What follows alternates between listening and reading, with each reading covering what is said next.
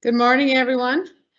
For those of you who I haven't met, I am Bobby Howell. I'm a partner in our Madison office and a former co-chair of the distribution and franchise practice. Many of you have seen me in these presentations over a number of years, and to those of you, welcome back. To those of you who are new to this seminar, we're so happy you could join us and hope we will see you at future editions.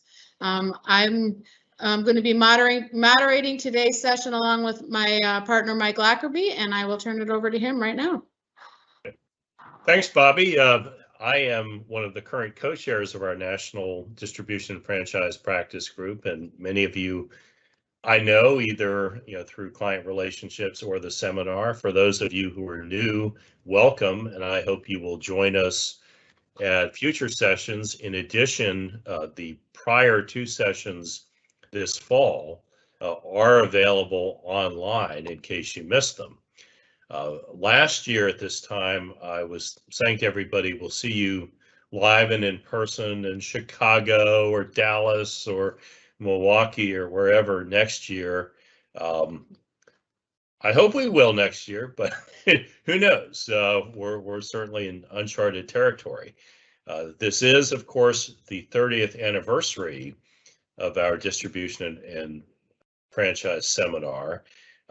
We have in the past normally covered some supply chain topics, but in view of recent events, current events, and future events, we thought a focus on the supply chain would make sense, which is why that is an overarching theme this year. And our first speaker, Greg Husissian, if we could have the next slide, please, we'll be addressing that. Greg is one of my partners in our DC office and is also chair of our international trade and national security practice. And as we like to say, an ounce of, we didn't make this saying up, obviously, an ounce of prevention is worth a pound of cure. And Greg is going to talk about damage control in terms of global supply chain distribution and franchise contracting. So with that, I'll turn the floor over to Greg. All right, thank you, Mike. Next slide, please. In my practice, we actually are seeing supply chain issues come up across a broad range of regulations. We're seeing them come up with regard to OFAC and economic sanctions. We're seeing them with regard to the due diligence expectations of the U.S. government with regard to foreign partners and the supply chain. And we're also seeing them with regard to customs, which is increasingly being tasked with enforcing rules against human trafficking and products made with forced labor, products that are violating economic sanctions, and they're blocking more goods at the border.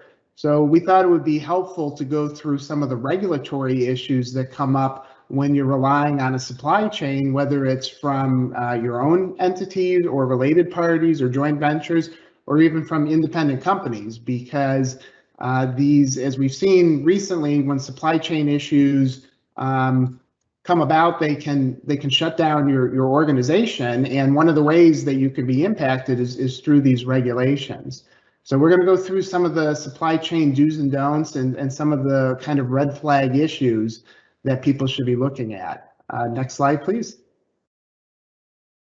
So the starting point is to recognize that even though there was the thought that under the Trump administration, the regulations, the international regulations were not being enforced as much, that's actually not true. 5 of the top 10 FCPA penalties for bribery were found under the Trump administration, the largest export controls penalty, and 2 of the largest economic sanctions penalties. In addition, in the last 2 years of the Trump administration, even predating the pandemic, you started to see a coordinated message from the Department of Homeland Security, Department of Treasury, Department of State, regarding how important it is to make certain that your supply chain is being compliant with the U.S. regulations. And we started to see enforcement actions, 7-figure penalties being put in place for companies that were importing goods that were violating things like the OFAC sanctions. So this is not a a new thing. It's just something that's been growing over time and then has been embraced thoroughly by the Biden administration, which is really pushing the idea of compliance across the supply chain as well. Next slide, please.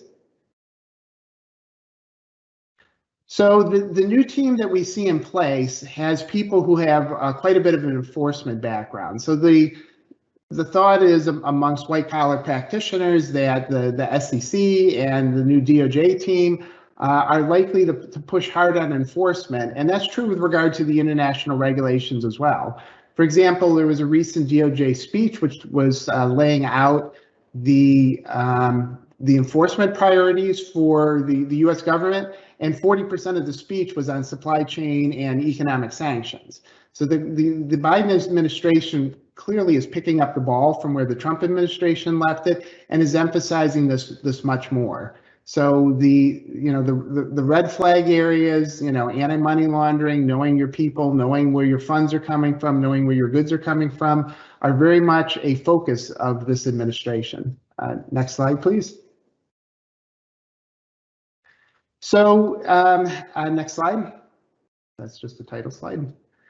Some of the examples where we're seeing this emphasis on the supply chain, it's important to note that in the past, export controls and OFAC sanctions were more focused on the sell side.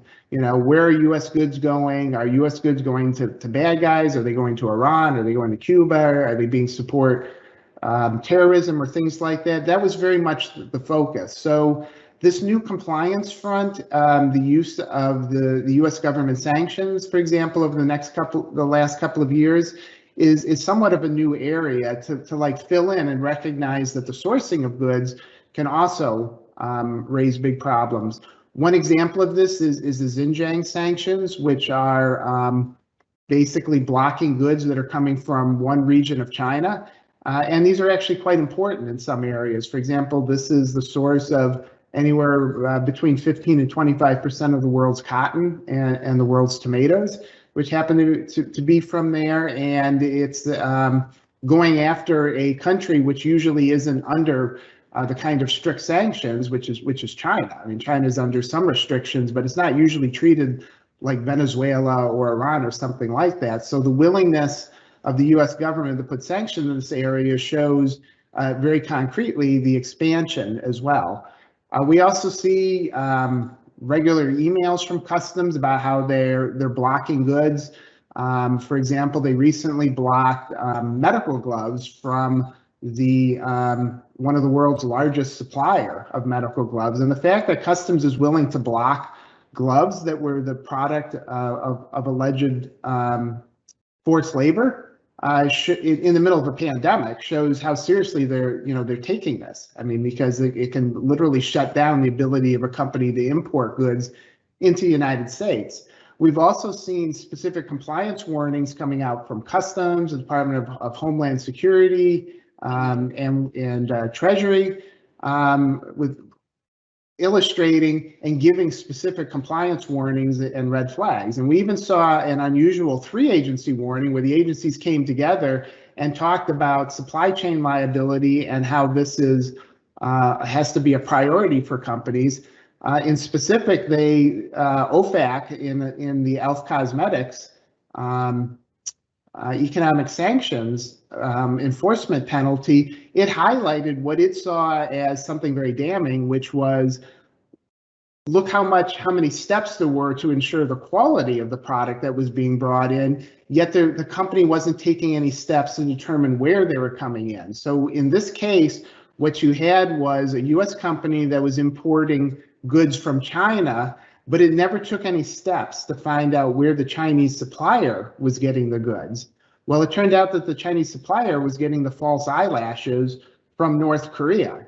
So what OFAC found to be particularly problematic was there were over 20 steps that were used for quality control to make certain that the goods were meeting quality standards by the company, but they weren't taking any supplier due diligence steps. They weren't even inquiring into what was going on and where the products were coming from. So that difference between the company being very careful about certain compliance matters which related to the quality of the product, yet spending no real effort, time, or resources on the supplier due diligence was something that really annoyed the agency.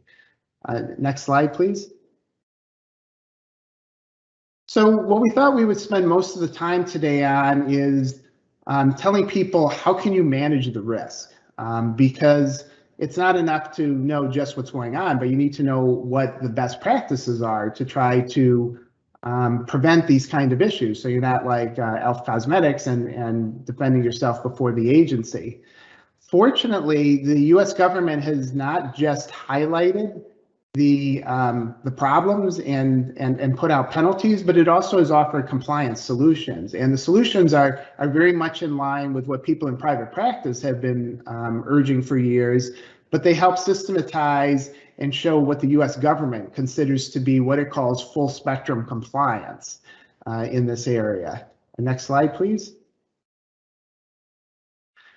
So what are the best practices? Unfortunately, there's not just like one or two things you can do and then you're okay. This is definitely not an area where you can just have a good rep and warranty and think that you're going to be okay, because the US government expects you not just to have compliance measures in place, but to have effective compliance, one that's backed up. So it's usually a combination of four areas that we find are the good starting point. One is obviously legal provisions, to be certain that you are putting in place the right kind of legal protections, but you also need very much to be looking at the due diligence, at the training within your company, and also at suppliers in some cases, and then finally making certain that you know what's going on at the sub-suppliers. So on the legal portion, as is true for most types of compliance, you need to use a risk-based approach. You're obviously going to have a different situation where you're dealing with a small supplier coming out of Denmark versus a large supplier coming out of China or Thailand or places that are more often seeing problems in this issue. So it's the first thing is to identify where should you be putting your scarce compliance resources? Where are the issues that are most likely to arise and implicate your supply chain? So that's kind of the first step. Many companies were being asked to put together vendors' codes of conduct and to put together model general terms and conditions. That has become fairly common, so that the expectations of your company when you're purchasing are very well known, and you have standard terms and conditions that will help you show that you were doing everything possible to let your suppliers know about your expectations and the US government's expectations. It's fairly common for companies now to ask for annual certifications and reps and warranties with regard to the supply, in particular with regard to forced labor, OFAC sanctions, and products that can be made by labor that's a product of human trafficking.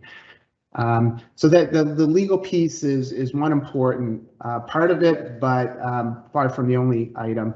The second thing is the US government expects you to be doing due diligence. As I said, they want what they call full spectrum supply chain due diligence. So that means not only checking them out in the beginning when you have a new supplier, but also using risk-based principles to figure out when you need to do a supply chain audit, when you need to look into their practices, how they treat their workers. We've seen situations where some people are purchasing from suppliers who would bring in foreign workers, for example, and then take their passports and then would use that as leverage to pay them less than they had promised them, basically to trap them. And the US company had no idea what was going on. And doing that kind of supply chain audit can help with that. Country of origin verification, making certain that the goods are coming from where you think they are, can be important for the OFAC economic sanctions, because obviously there's a big difference if you're importing goods that were made in China versus goods that were imported into China from North Korea or from Iran and then sold to you unwittingly. And part of that the US government has asked people to verify is kind of the payment information at the suppliers. Like how are not just taking their word for it, but looking into whom they're paying for your goods, because that's often a red flag if you have that kind of information.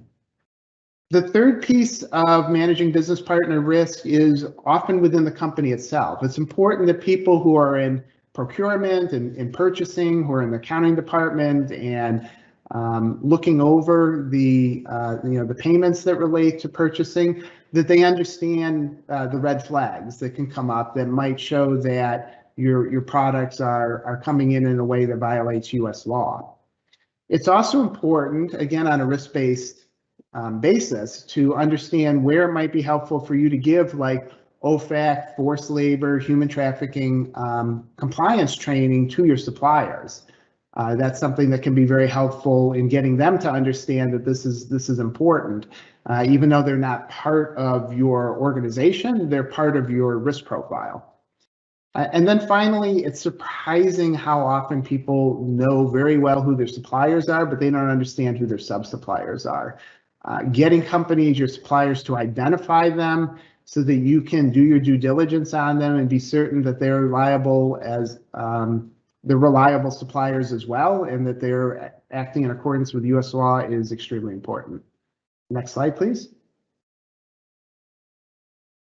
So those are kind of the risks that come up in some of the global areas. Also thought it would be helpful to talk about best practices for your supply chain partners and to drill down a bit into that. Next slide, please.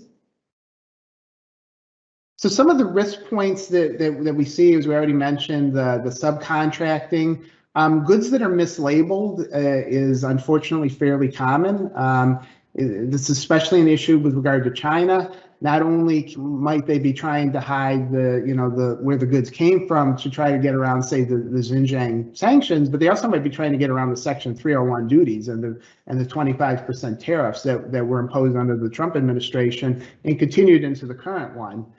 Sometimes there's joint ventures with sanctioned entities that are in the background at your suppliers. The sanctioned entities might want to try to get around the U.S. sanctions, so they'll partner with another company as like a front, and that can be a risk for you as well. And then finally, it's something that's too good to be true kind of area. Companies who are importing super cheap goods and raw materials, and how can this possibly give us this great price? If you don't look into that, that can be considered to be hiding your head in the sand, where there's issues as well. And because often those goods can be coming from a sanctioned country where they're looking just to get hard currency in, particularly North Korea. So that can be a red flag as well. In the Elf Cosmetics case, which I mentioned, OFAC highlighted once again using a risk-based approach, supply chain audits, which are already identified as something that's very important in the country of origin verification. And this was the first place that I know of where they specifically called out how important it can be to have OFAC sanctions training at the suppliers themselves. The Department of Homeland Security has emphasized the importance of having a compliance program, which in this area would include economic sanctions, customs, forced labor, and human trafficking are the most common compliance programs, but also having good internal controls to help effectuate those programs. They emphasize the importance of reviewing the wages paid at suppliers, because that's often the area where they're trying to save money by bringing in forced labor, using prison labor, and most especially bringing in foreign labor that they're not treating well. And they also has emphasized the compliance audits and assessments. Next slide, please. Finally, as I said in the beginning, customs is becoming a bigger piece of this because they have the ability to block goods at the border, and they often implement other agency requirements. Next slide, please. So what we're seeing here is some of the same issues we talked about before. The supply chain initiative by the Biden administration is linking the human trafficking and economic sanctions into one type of block goods at the border. So you need to be beefing up those compliance policies and making certain that they cover the supply chain as well as they cover the outgoing goods.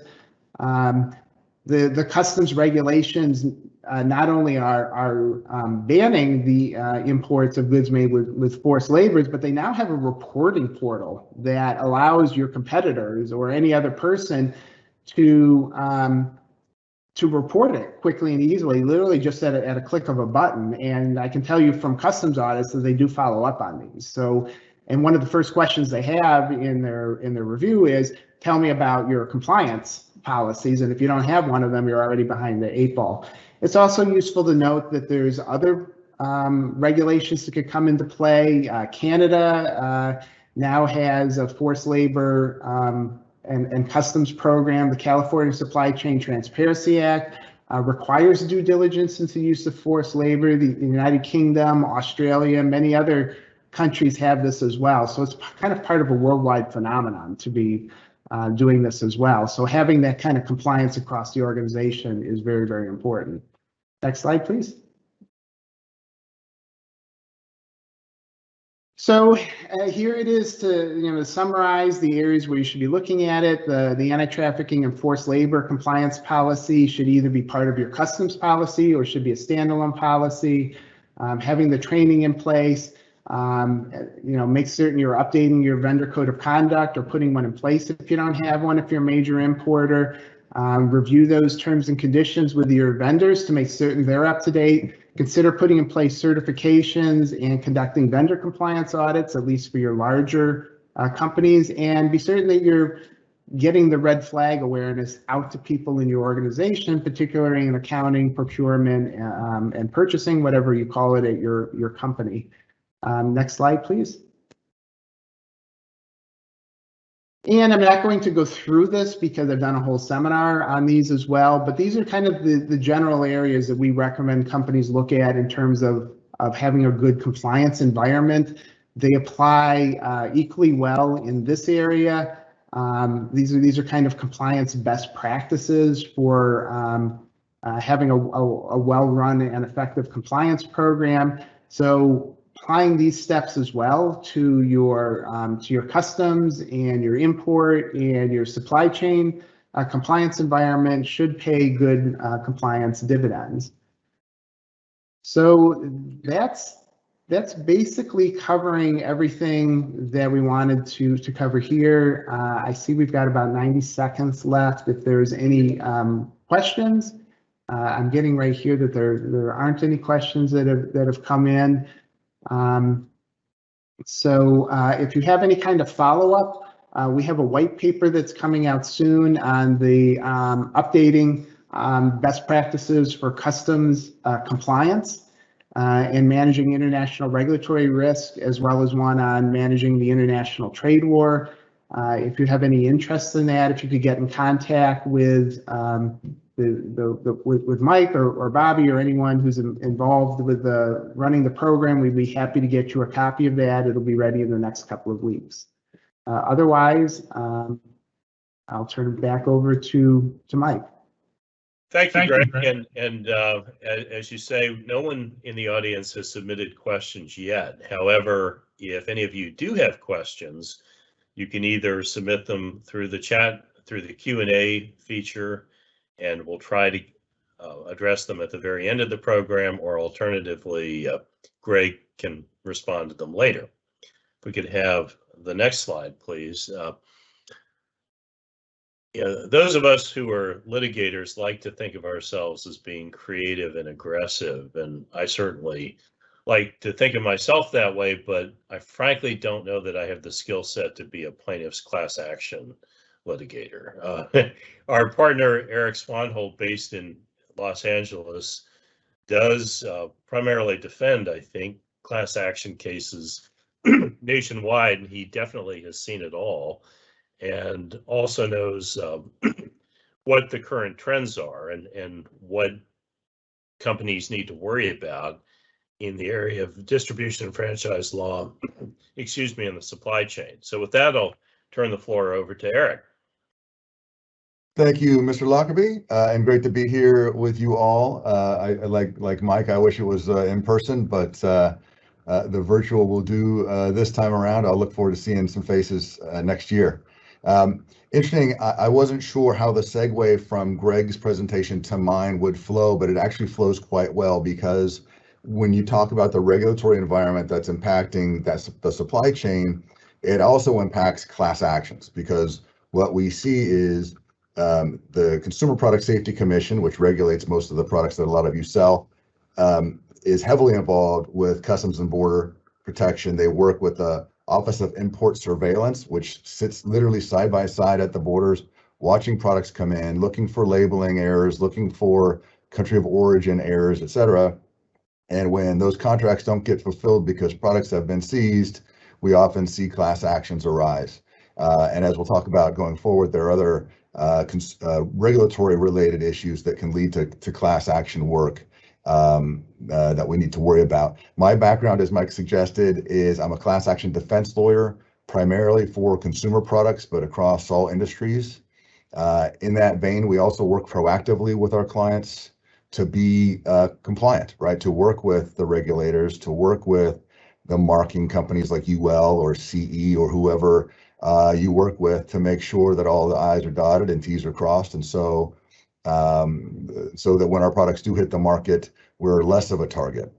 Supply chain disruption is part of that. As COVID showed us, if you've worked with a series of suppliers over the years, you've vetted them all, you understand they all comply, they all supply compliant product, and then one disappears because of COVID related reasons and you have to slot someone in an emergency, you now put that chain at risk because you're not entirely sure whether or not the supplier has all the certifications and manufactures in the way that you need them to get across the border and to sell legally in the US. We see that all the time. It is part of a more proactive approach to ensuring that even in these times of disruption, you can be well situated to protect your brand and your company going forward. We can look at the next slide, please. We'll do a quick look back. We have about 20 minutes, and so we'll do a little bit of time looking back at the 2021 to talk about the activity that we've seen and how that's going to impact what we expect to see going forward. The Carlton field study is one that a lot of us look at as they track mostly spending and just broad activities across the board.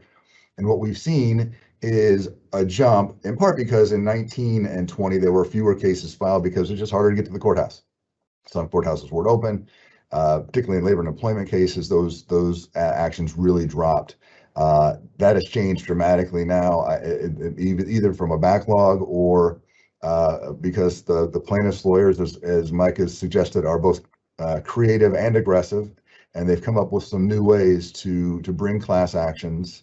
And so we've seen these higher numbers. Like the data breach litigation we talk about, it unfortunately is no longer a if but when question. And so being prepared to handle a class action is an important step to protecting your business as you go forward. Next slide, please. And so what have we attributed this increase to? In part, coming out of COVID was part of it, but also a lot of the business, the class action business, was related to COVID claims. I'm sure many of you have seen the news on the business interruption lawsuits that have been filed. Some of you have filed some of your own with varying levels of success. We've handled some of those types of cases ourselves, including some interesting ski pass insurance litigation cases, and they end up getting coordinated through an MDL and defended in that manner. But it is not uncommon now for COVID-related class action to be popping up. We've seen the higher education refunds where folks aren't able to go to school. They've paid in advance for room and board, or and aren't getting those benefits. And so, how do they get reimbursed? And what are the obligations under the contracts to do that? Entertainment, travel, ticket refunds. We've also seen it with gym memberships. Anything you paid for in advance. The Disneyland annual pass is a big one here in LA, where those have been targets of these types of class actions. Labor and employment and consumer fraud still are the largest chunks that we've seen across the board in terms of targets. Although relatively speaking, they've dipped a little bit, but we expect them to pick up next year. Next slide. One of the things that's also trending lately is that settlements are down, and in part this is because we think the volume is up, right? And so and what I'll discuss in a moment is there's been a shift a bit in the paradigm of how class actions are filed. In part, settlements are down because we have these mandatory arbitration clauses that have been upheld by courts. And so more companies are developing them and including them into their contracts to avoid class actions. Obviously, they have to be well worded and consistent with applicable state law. And so, make sure you have those reviewed. But the other part is this reputational concern that companies have about being easy targets. Let's go to the next slide, please. What we see is class action plaintiffs' lawyers have developed into really sophisticated businesses. They're not there to cure social wrongs. Maybe they weren't like that.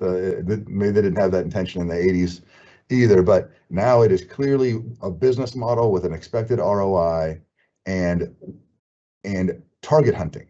And so this sue and settle approach is now the norm.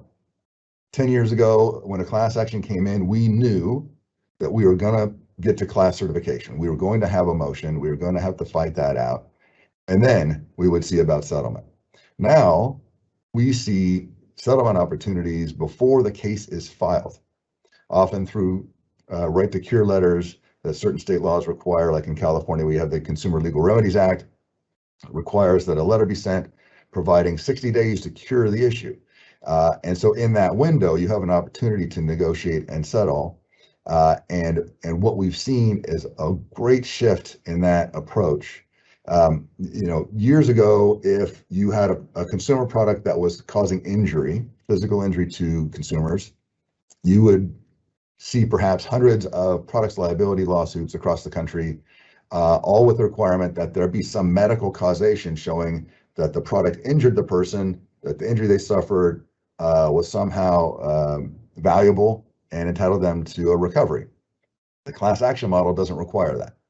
The class action model is easier for plaintiffs' lawyers, costs them less money, fewer lawsuits to file, and they don't have to show physical injury. They simply have to show some delta between the value of the product they bought if it was safe and the value of the product they got, which they claim isn't safe. And there are economists throughout the country who are more than willing to help them try to figure out what that value is. And so in thinking these things through, how do we combat these types of claims?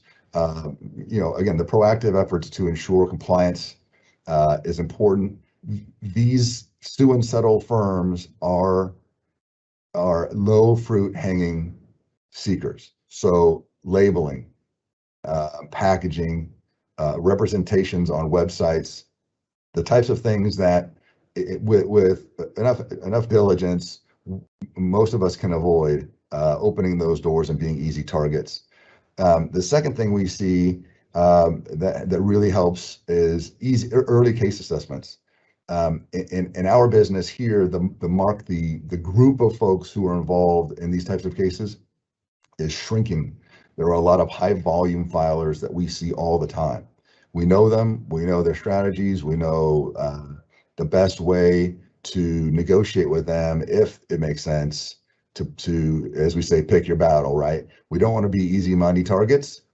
We present ourselves as prickly as we can while also trying to convince the plaintiffs' lawyers that this is not the fight they want. Having those compliance and regulatory accuracy ducks in a row really help with that early assessment process. Next slide, please. So this is just an example. So again, under California law, the Consumer Legal Remedies Act, and California is unfortunately for many of you, right? You're welcome for Prop 65. It is a proving ground for a lot of business models on class actions. So the CLRA is one of those areas where plaintiffs frequently file class action lawsuits, almost as a throw the spaghetti on the wall to see what sticks approach. These letters that come out should not be ignored. A lot of times I speak with clients after the lawsuit's been filed, and I say, well, one of our defenses is you didn't receive your CLRA letter. And when you don't receive one of those, we can try to knock out the case early for that failure. And many times the answer will be, oh, we got that, but we ignored it. Our recommendation would be to not ignore those letters, to contact counsel as quickly as you can and see what you can do to resolve the thing quickly before it becomes public. CLRA letters are not public, and you can resolve them oftentimes without having to get court approval, which does help brand issues sometimes. Next slide, please. This has become the model of choice, right? The CLRA letter, we see that we would see them once a month before. Now we see 10 a month, maybe more. It is, and there are a number of law firms you can do public searches to see the volume filings. Law360.com, actually, if you type in CLRA letters, you'll see this long list of folks, and there'll be a lot of repeat offenders.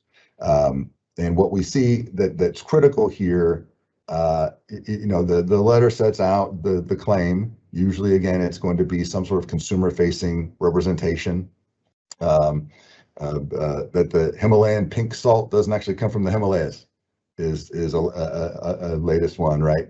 Where an NPR article in its title suggested that your pink salt didn't actually come from the Himalayas, but in fact from a mine in Pakistan. But when you read the article and did a little digging, you learned that the mine self-described as being from the Himalayas, that Pakistan considered it to be from the Himalayas.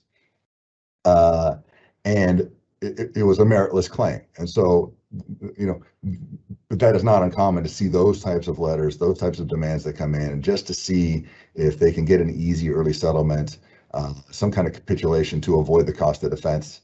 And, for the most part, we take a hard line to make sure that these lawyers don't target us again or our clients again. So having rapport with that counsel, important. Having understanding of the law is important. And in terms of predictability, if we know the lawyers and the law and the court, we can pretty regularly give you a pretty good sense of how it's going to go. And that early case assessment is critical to determining whether or not you want to invest the resources in combating these types of class actions. Next slide, please. One of the things we've seen that may also suggest why there's been a little bit of a dip in the actual pursuit of class actions, right? We've seen these CLRA letters and these demands coming in high volume, but they don't often turn into class actions, in part because it's just become a little bit harder to get a class certified in 2021. In part, that's thanks to this TransUnion versus Ramirez case, which has been termed, Spokio on steroids, which, for those of you who aren't frequent class action participants, first of all, I'm happy for you. Second of all, one of the criteria to be a class action member is to have actually been injured in the claim. It's sort of obviously an element to most litigation claims.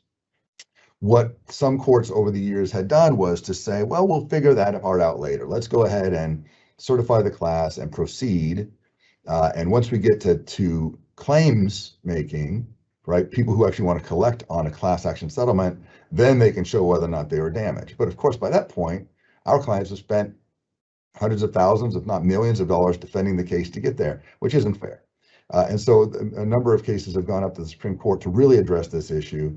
Spokio first, TransUnion second, where there was a technical violation of a law, right? The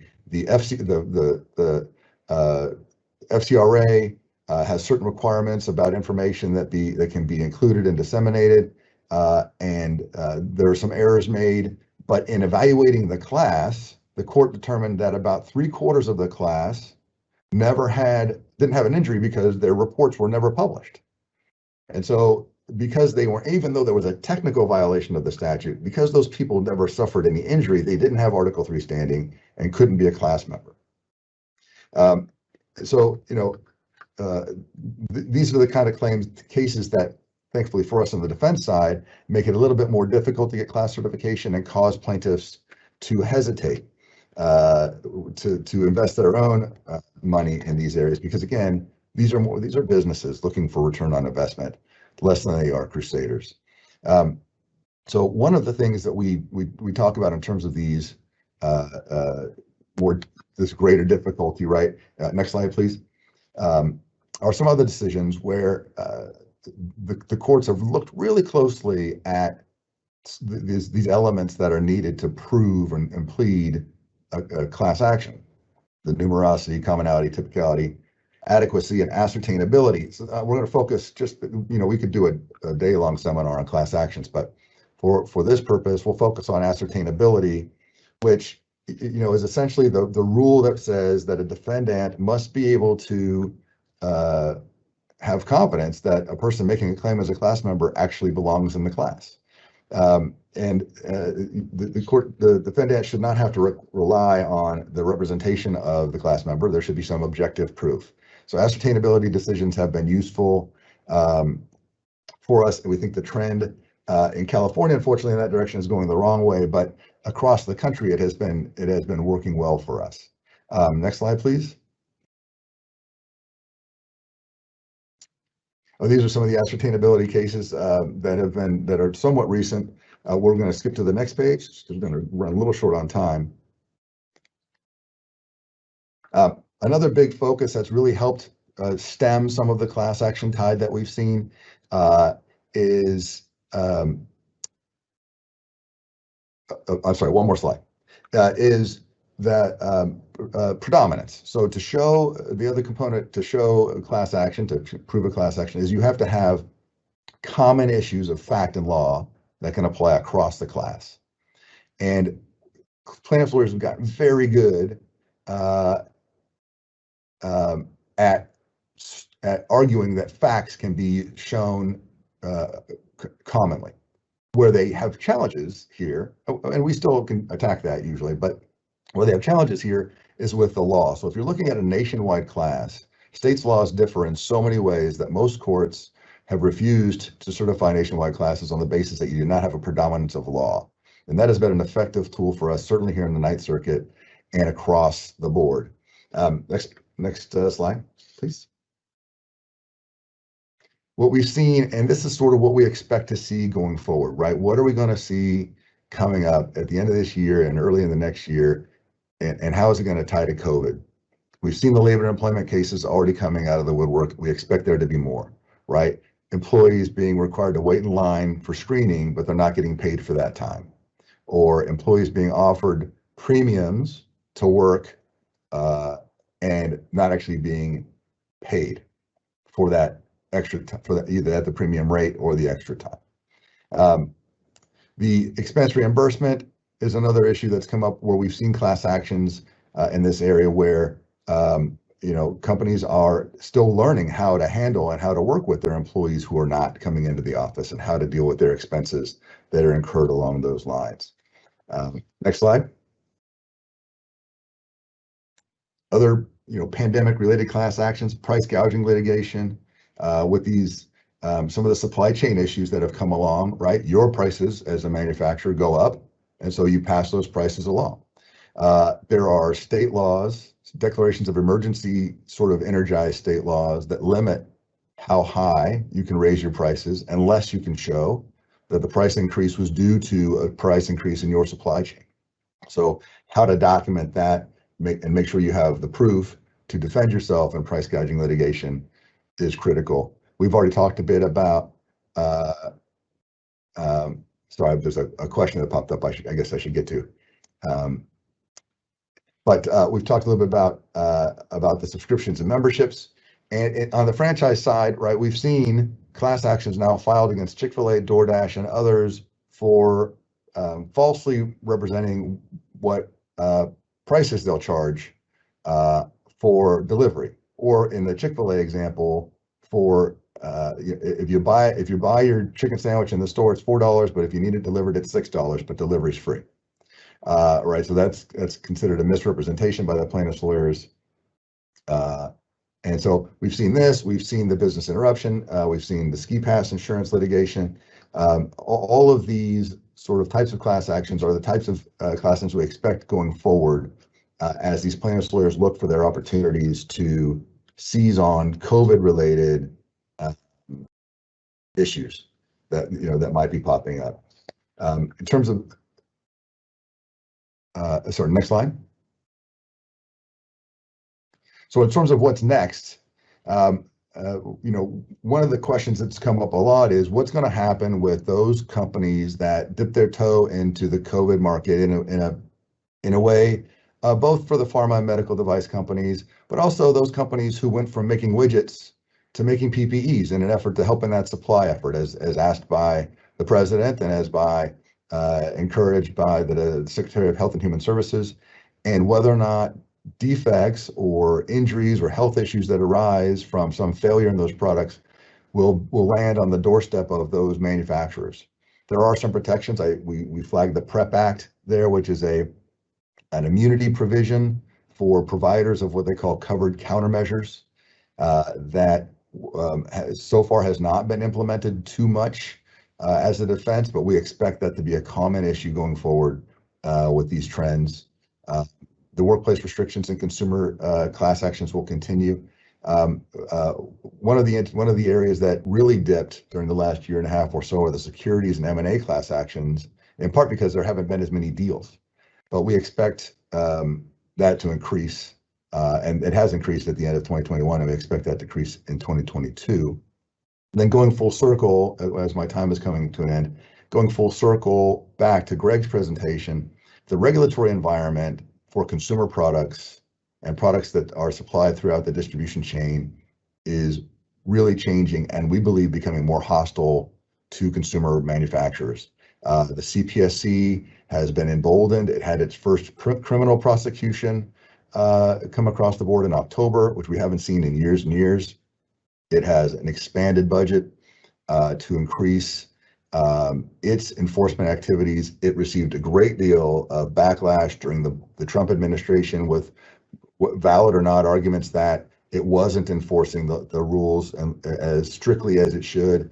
And what we've seen thus far this year, and we expect a lot more of next year, is additional scrutiny and enforcement efforts with higher penalties, particularly for failure to report, which unfortunately is a tricky issue because companies rightfully are concerned that if they report, they're going to end up in a recall, and that shouldn't be the case.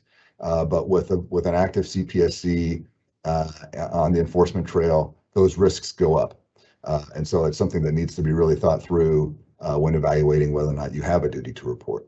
But for the most part, we see the class action trends continuing to rise. Unfortunately, for many of us, we do have some better tools in the toolbox to fight them off, and we do believe that our early assessment processes really help get a good grasp on whether or not it's something we can resolve quickly. But that's about where we see it heading. If I have time, I'll answer the question, but I'm not sure where we are on that, Mike. Thank you, Eric.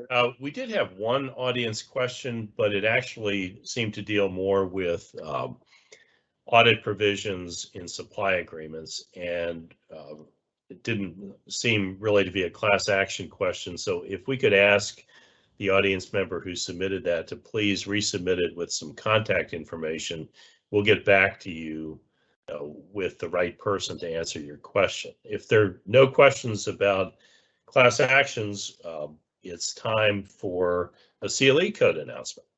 Thank you, and if we could have the next slide, please.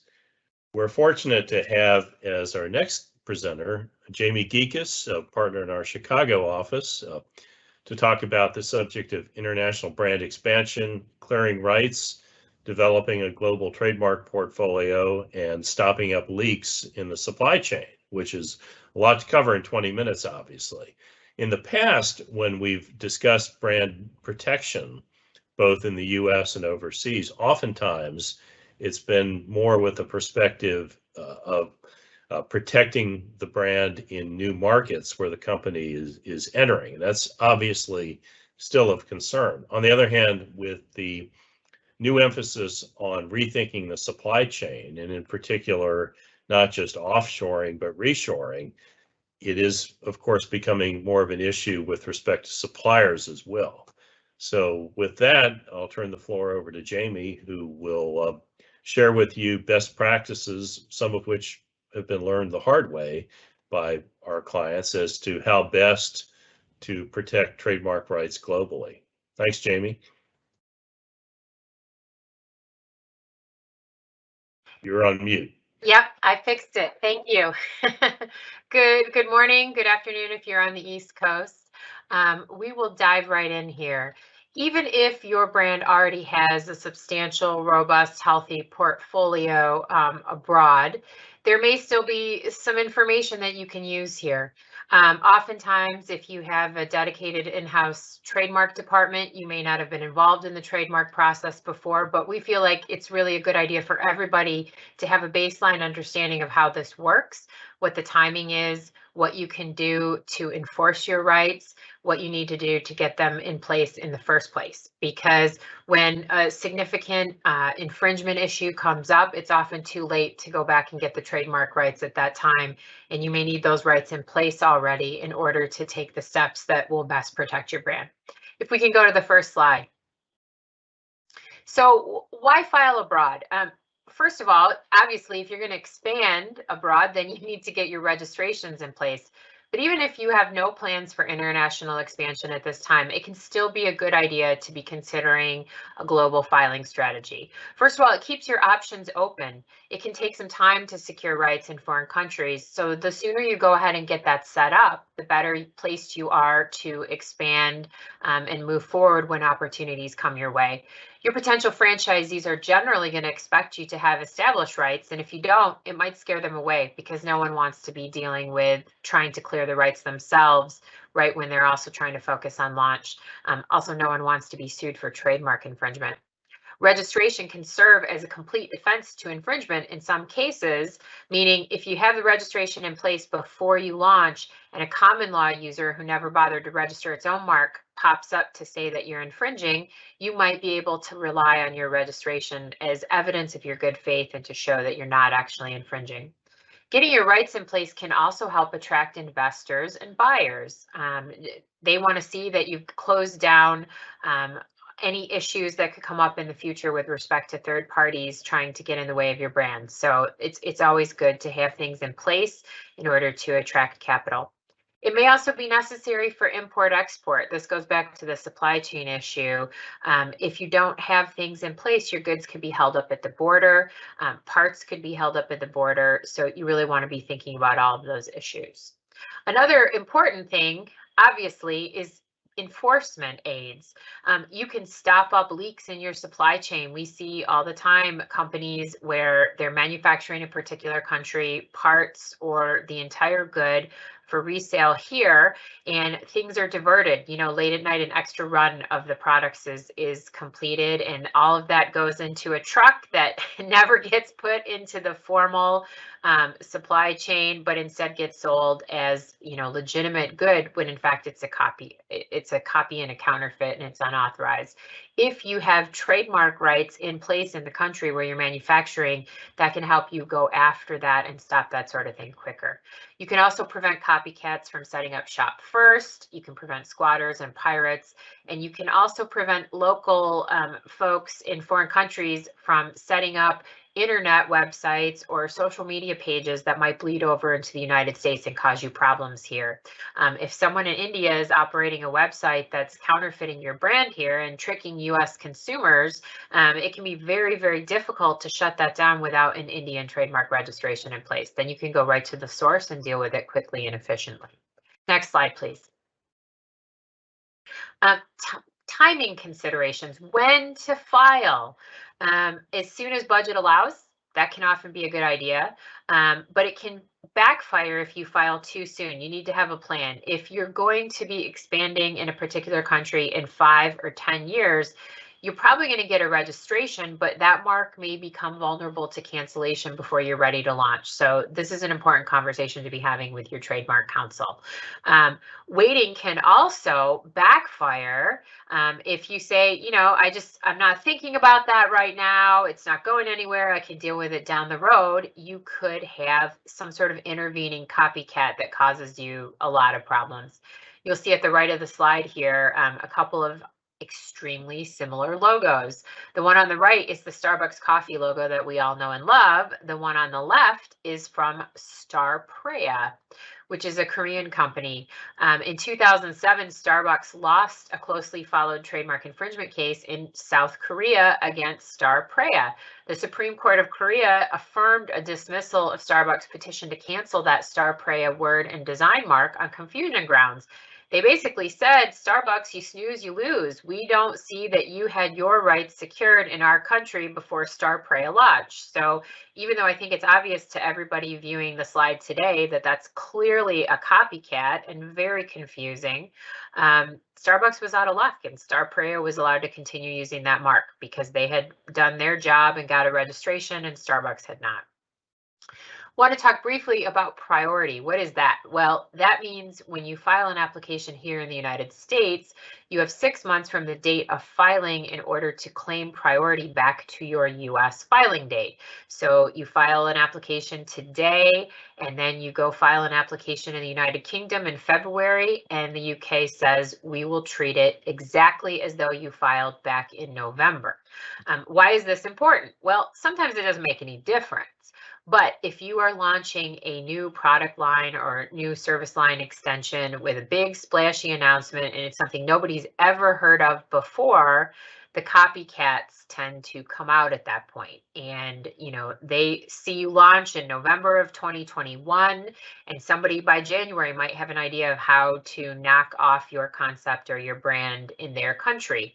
If they file an application, and then you come in before that 6-month deadline and file your own application, the Foreign Trademark Office will put you first in line, even though technically you are later in time.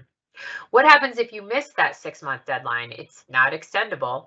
If you miss it, you can always file in a foreign country later. You're just not going to get that priority bump, which can be really helpful. Next slide, please. Where to file? This is a great question because, you know, every country in the world is one strategy, but quickly becomes expensive and unwieldy, and it's not a great idea. Most of our clients start with a business target list, whether you're a startup and this is a complete global launch, or whether you're a long established company and you're just looking at a brand or service extension for some sort of new product line. The logical first place to start is a business target list. Ask your business, where do you expect to go in the next year, in the next 3 years, in the next 5 years? Even the next 5 years, you should be thinking about filing trademark applications now, because it can take years in some countries, and you don't want to find yourself 5 years down the road just starting that process. Anywhere that you do or will have agents, representatives, or facilities. So even if you are not selling in a particular country, but you have people on the ground there in some manner, you should probably have a trademark application and then registration. Sample filing plans. You know, sometimes our clients will go to the business team and say, this is so exciting, we should start thinking about expanding globally. Where do you think you want to go? And the business says, go away. We don't have time for that right now. We got 15 fires we're putting out already. And the last thing we're thinking about is, you know, whether we're going to go into France or Germany first. Come back to us in 18 months and we'll have a better idea. The problem is when they come back to you in 18 months, right, they're going to be ready to go. And if you haven't already put some things in place, you might have a problem. So we are often asked, you know, when the business isn't really sure where they're going to go, what's the norm? What should we be doing? What's sort of the baseline to get us a good measure of protection? And there's a few different ways you can go about it. Some of our clients will do combinations of these. Some of our clients will do all of these. Some will just pick one. Major English speaking countries is always a good bet. If you're a US based brand and all of your materials or all of your trademarks are already in English, the easiest way to expand is often to go into other countries where you don't have to rework everything. So the UK, Canada, Australia, New Zealand, etc. Many of our clients will do a North America focus, particularly if you're manufacturing goods that might easily be taken across the border, or if you have a website that's really easily accessible from Canada or Mexico, you might want to go ahead and make sure that you have protection there just in case. You might focus on key economies. So we may look at the biggest economies in South America, Argentina and Brazil. In the EU, we may focus on France, Germany, Italy, Spain. Even if you're not specifically planning to go there, it might be a good idea because there's a lot of money flowing through all of those countries. Luxury markets is another filing plan. If you have very expensive or high level luxury goods, you may consider filing in the UAE, in Singapore, in Hong Kong. There's a lot of capital there. Those are well-known luxury markets, and it might be a great idea to secure protection there. Notorious markets, by that we mean places where we see a lot of infringement and counterfeiting activity. As I mentioned before, if someone sets up a website in another country and is using it to scam potential customers, it can sometimes be faster if you have local protection. So even though you're not operating in that country, you might want those rights in place so you have a way to go after infringers and counterfeiters.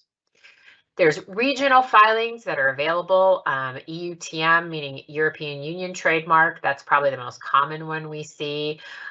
That's a great way to get a lot of bang for your buck in the EU. It does have some downsides as opposed to national filings, meaning local country level filings. So we often recommend supplementing with those.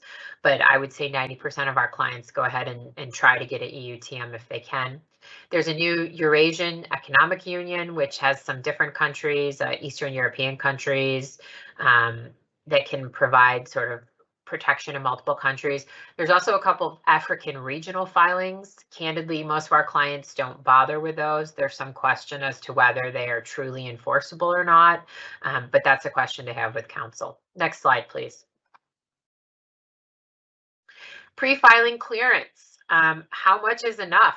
Just like in the US and almost every foreign country, there's a lot of different levels of clearance. You can just look at the register, you can do an in-use investigation, you can have private investigators go out on the ground and look at third parties and what they're doing to figure out how much of a problem their conflicting trademark might be. You also have to determine whether or not to search on foreign equivalents, meaning a translation or transliteration of your mark.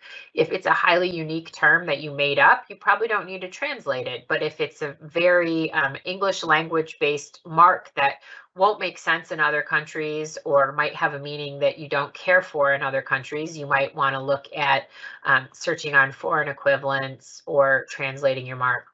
Clearing a logo, meaning the design elements that go with the mark, not just the words, can get really expensive really quickly.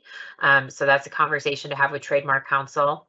When to conduct clearance, the results really should be fresh. So what I mean by that is, if we run a clearance search for you or through local counsel this week, and we report it to you next week, and you tell us, great, we're going to discuss it at our quarterly board meeting in January, that's a problem, because between now, when we run the search, in January, when you're ready to talk about it, there could be any number of interim filings that are going to become a problem for you and get in your way. So ideally, you're going to conduct that search when you already know you have the budget, you have the right people in the room to have a discussion about what to do pending the outcome of the search, and you're ready to go ahead and file an application. That's when you should do it.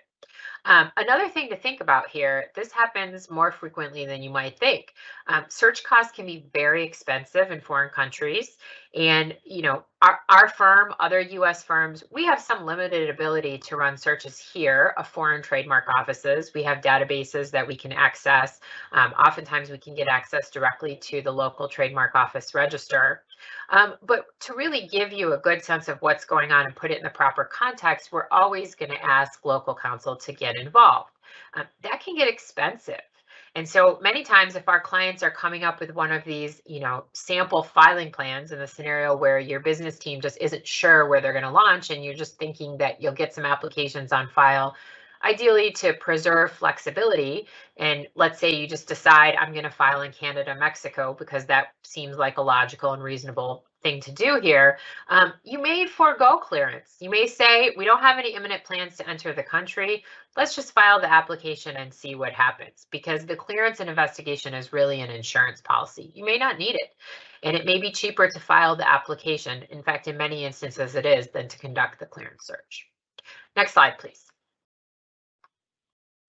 Who should file the application? Should it be you? Should it be your franchisee? Should it be your local agent? Should it be your subsidiary? This ideally is a question you're going to have a serious discussion about with your trademark counsel. because this is really, really important. Different jurisdictions vary in whether or not they will let you assign an application that's on file as opposed to an issued registration.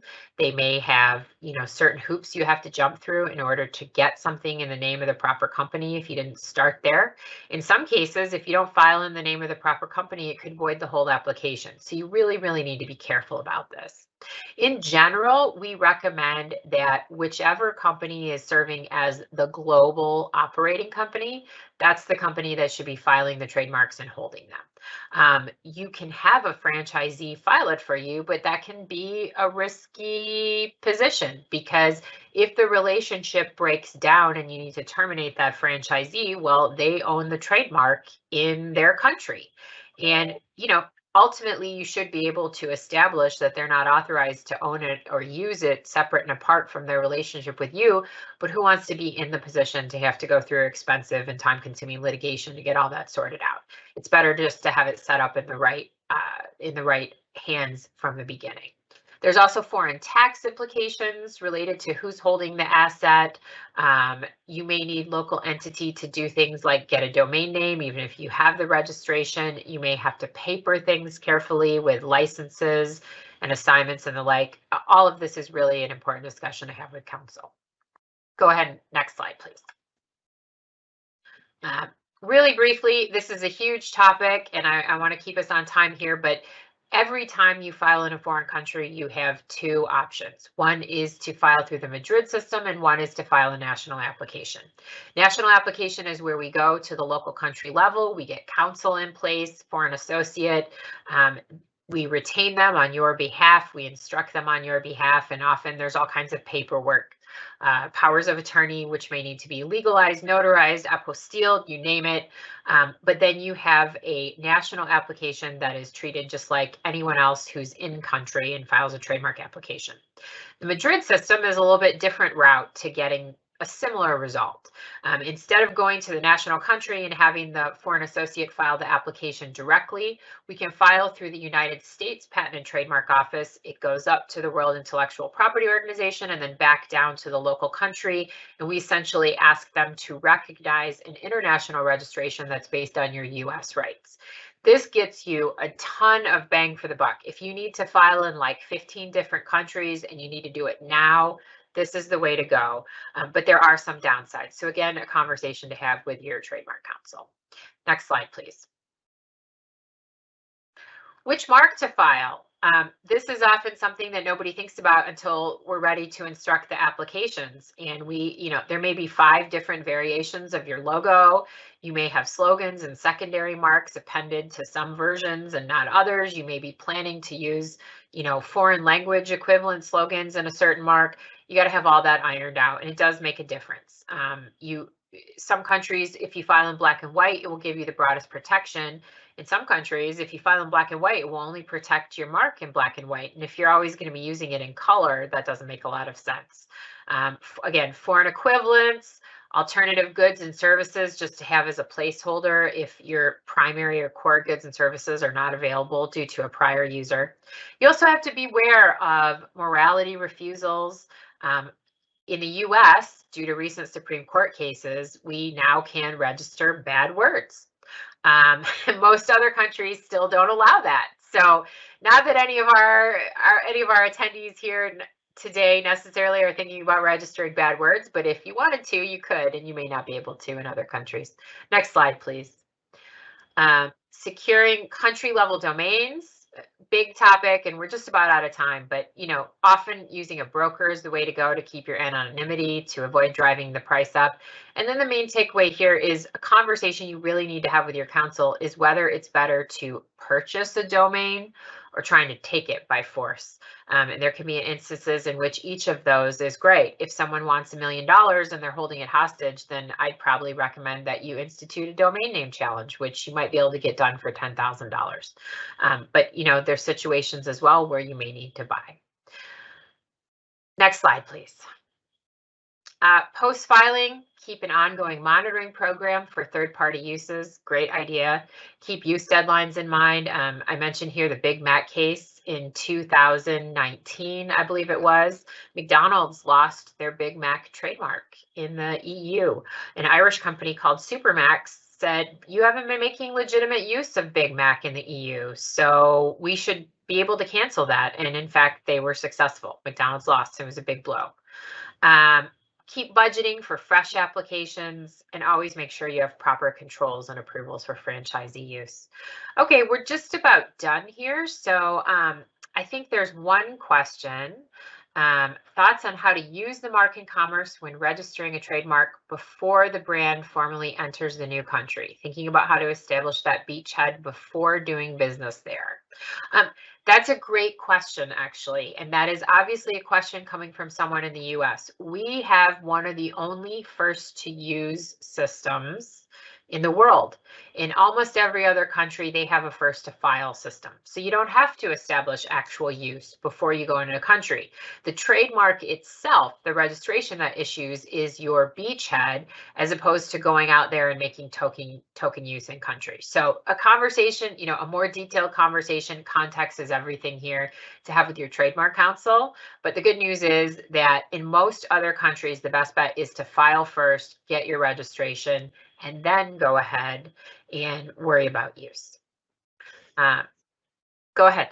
Okay, thank you, Jamie. It doesn't look as if we have any other questions for you. Before we take a break, though, I think there are a couple of, if you'll indulge me, war stories that underscore the validity of what Jamie has to say. Years ago, we had a client that was contacted by its sub-franchisee in Brazil with some questions, and the client's response was, well, wait, we don't have a sub-franchisee in Brazil. We have a distributor there. Well, it turns out the distributor had registered the trademark in Brazil and was appointing sub-franchisees, collecting royalties, etc., all without the knowledge or participation of our client. You can imagine what it took to clean up that mess. Fast forward until 2 years ago, when one of our clients filed suit, and this is all a matter of public record, in federal court in Miami against an entity that was making unauthorized sales in the Dominican Republic and Colombia. We sued for trademark infringement, and the infringer, who had been a former dealer years ago, didn't just go away, but went away mad and proceeded to register our client's trademarks in the Dominican Republic, Colombia, and Mexico. And so now we're fighting a war on multiple fronts, not just Lanham Act litigation in federal court in the US, but also we're in front of trademark administrative agencies in Colombia, the Dominican Republic, and Mexico. And who knows where else this is going to pop up in Latin America. That's certainly a possibility. So yeah, in terms of Jamie's advice to think carefully about where you want to be, those are two real world examples of why that's so important here. I would add, if you can hear me, I don't know if I'm frozen here. Yeah, I would add that it's good not to trust anyone. Unfortunately, I can't tell you how many times we have clients who, they have a great potential partner or an agent or a former employee, and that person is going to take care of getting them ready to launch in whatever country, and they trust them, and that person goes and files the application, gets the trademark, and whoops, now things aren't going well anymore. Just like the faux sub-franchisee that you mentioned. Well, don't trust anyone. Get your registrations and hold them close to your vest. And one of our favorite sayings during the 30 years of this seminar, a slight variant of that, but it comes out of the arms control world: trust but verify. So even if you do trust them, you verify, and you protect yourself by registering before anyone can do you harm. We're now at the point where we're going to take a 10-minute break, and both Microsoft and Apple are telling me that it's 1:16 p.m. That's obviously Eastern time. Those of you in other time zones can do the math, but we'll be back in 10 minutes. Thank you. Back, everyone, from our break. Hope you all had a chance to get up and stretch your legs, get a little perspective on the outdoors, and come back ready for our afternoon sessions. A reminder for everyone that if you have questions about any of today's topics, you are welcome to type them into the Q&A box on your screen during the session. If we can answer them at the end of the session, we will do that. If it is something that we think makes more sense to take offline, we may ask you to get back to us and provide some additional contact information, and one of our individual Foley attorneys will connect with you directly to get you the answer to your question after the webinar is over. We're going to shift gears a little bit for this afternoon's presentations. We're going to start with Elizabeth Haas, who's going to be talking about antitrust enforcement and some of the trends that we're seeing with the new administration in that area. And then we're going to talk about a couple of other more traditional distribution topics, followed by some product liability and some other areas. So let's start out our afternoon with Elizabeth Haas and her presentation on trends in antitrust enforcement. Elizabeth is a partner in our Milwaukee office and is a co-chair of our antitrust practice group. Elizabeth. Thank you, Bobby. All right, next slide. Hello, everyone. As Bobby indicated, we're going to talk about all things antitrust today with a particular emphasis on recent trends that we're seeing in the Biden administration. It seems like hardly a day goes past without seeing antitrust mentioned in the newspaper, whether it's challenging a merger or questioning some sort of policy. So we're going to talk a little bit about that today. Next slide. First, I want to give you an overview of the antitrust laws, right? Just to kind of frame our discussion today and give you a little refresher so you can issue spot any number of issues that come up in your day-to-day businesses. And so you're aware of them and know when you need to raise a hand and ask a question. Very briefly, these are the key federal statutes relating to the antitrust laws. Section 1 of the Sherman Act prohibits agreements that unreasonably restrain trade, and I'll spend a little bit of time explaining that because that comes up most often. Section 2 of the Sherman Act prohibits monopolies, attempts to monopolize, or conspiracies to monopolize. Section 2 is really focused on unilateral conduct, that is, when a company has very large market share or market power, whereas Section 1 is focused on agreements. Section 7 of the Clayton Act prohibits mergers or acquisitions that substantially lessen competition or tend to create a monopoly. And Section 5 of the FTC Act prohibits unfair methods of competition, which largely tracks, Section 1 of the Sherman Act, Section 2, even though the standard is slightly different. Next slide. It's important to know that today we're talking about the antitrust laws in the US. The laws do vary by jurisdiction, and there can be differences in how the laws are applied, whereas something that would be acceptable here in the US may not be okay, for example, in the EU. So do keep that in mind. I'm often asked sort of, why do we need to tell everyone about the antitrust laws? Why does this matter? And it's because the liability risk is great. There's potential for both criminal and civil liability under the antitrust laws for both companies and individuals that work at the companies. Treble damages are available, which means any amount of the damage related to the anti-competitive conduct can be multiplied by 3. There's joint and several liability with no right for indemnification. Attorney's fees are recoverable. So that just means the stakes are high when it comes to antitrust, and things can be problematic. But at bottom right, it's burdensome, it's distraction, right? It's expensive, and we hope to avoid any entanglements, if you will, with the antitrust laws. Next slide. So Section 1, this is the piece I'm just going to focus a little bit of our time on. Section 1 prohibits agreements that unreasonably restrain trade. But what does that mean? Every agreement restrains trade in some way. So first, let's talk about the agreement aspect. Next slide. Agreements don't need to be formal. They don't need to be written. Sometimes they are, right? You can have a contract, that's an agreement. But when it comes to some of the more problematic antitrust conduct, it's not typically in writing in the form of an agreement. Rarely do you have your smoking gun email that reflects some impermissible agreement between two entities. More often, though, it is inferred from sort of what we call the opportunity to conspire, that's followed by parallel action of competitors that is the same, it's around the same time, and it may not be in their own economic self-interest if they were acting alone. In addition, sometimes agreements are inferred from the mere fact of communication between competitors. You will hear this referred to as an opportunity to collude because Company A and Company B have representatives together, and there may be some suggestion that an inappropriate topic was discussed. Next slide. Agreements can be between, they can be horizontal or vertical in nature. That's typical nomenclature you'll hear antitrust lawyers use. Horizontal agreements are those between two competitors. Vertical agreements are between a supplier and a customer, for example, a manufacturer and its distributors. Those are vertical in nature and viewed very differently under the antitrust laws. It's also important to note that competitors can be actual competent competitors or potential competitors. And we'll talk a little bit about that when we talk to some of the recent enforcement activity, because nascent competitors, those are just emerging into the marketplace, are still competitors.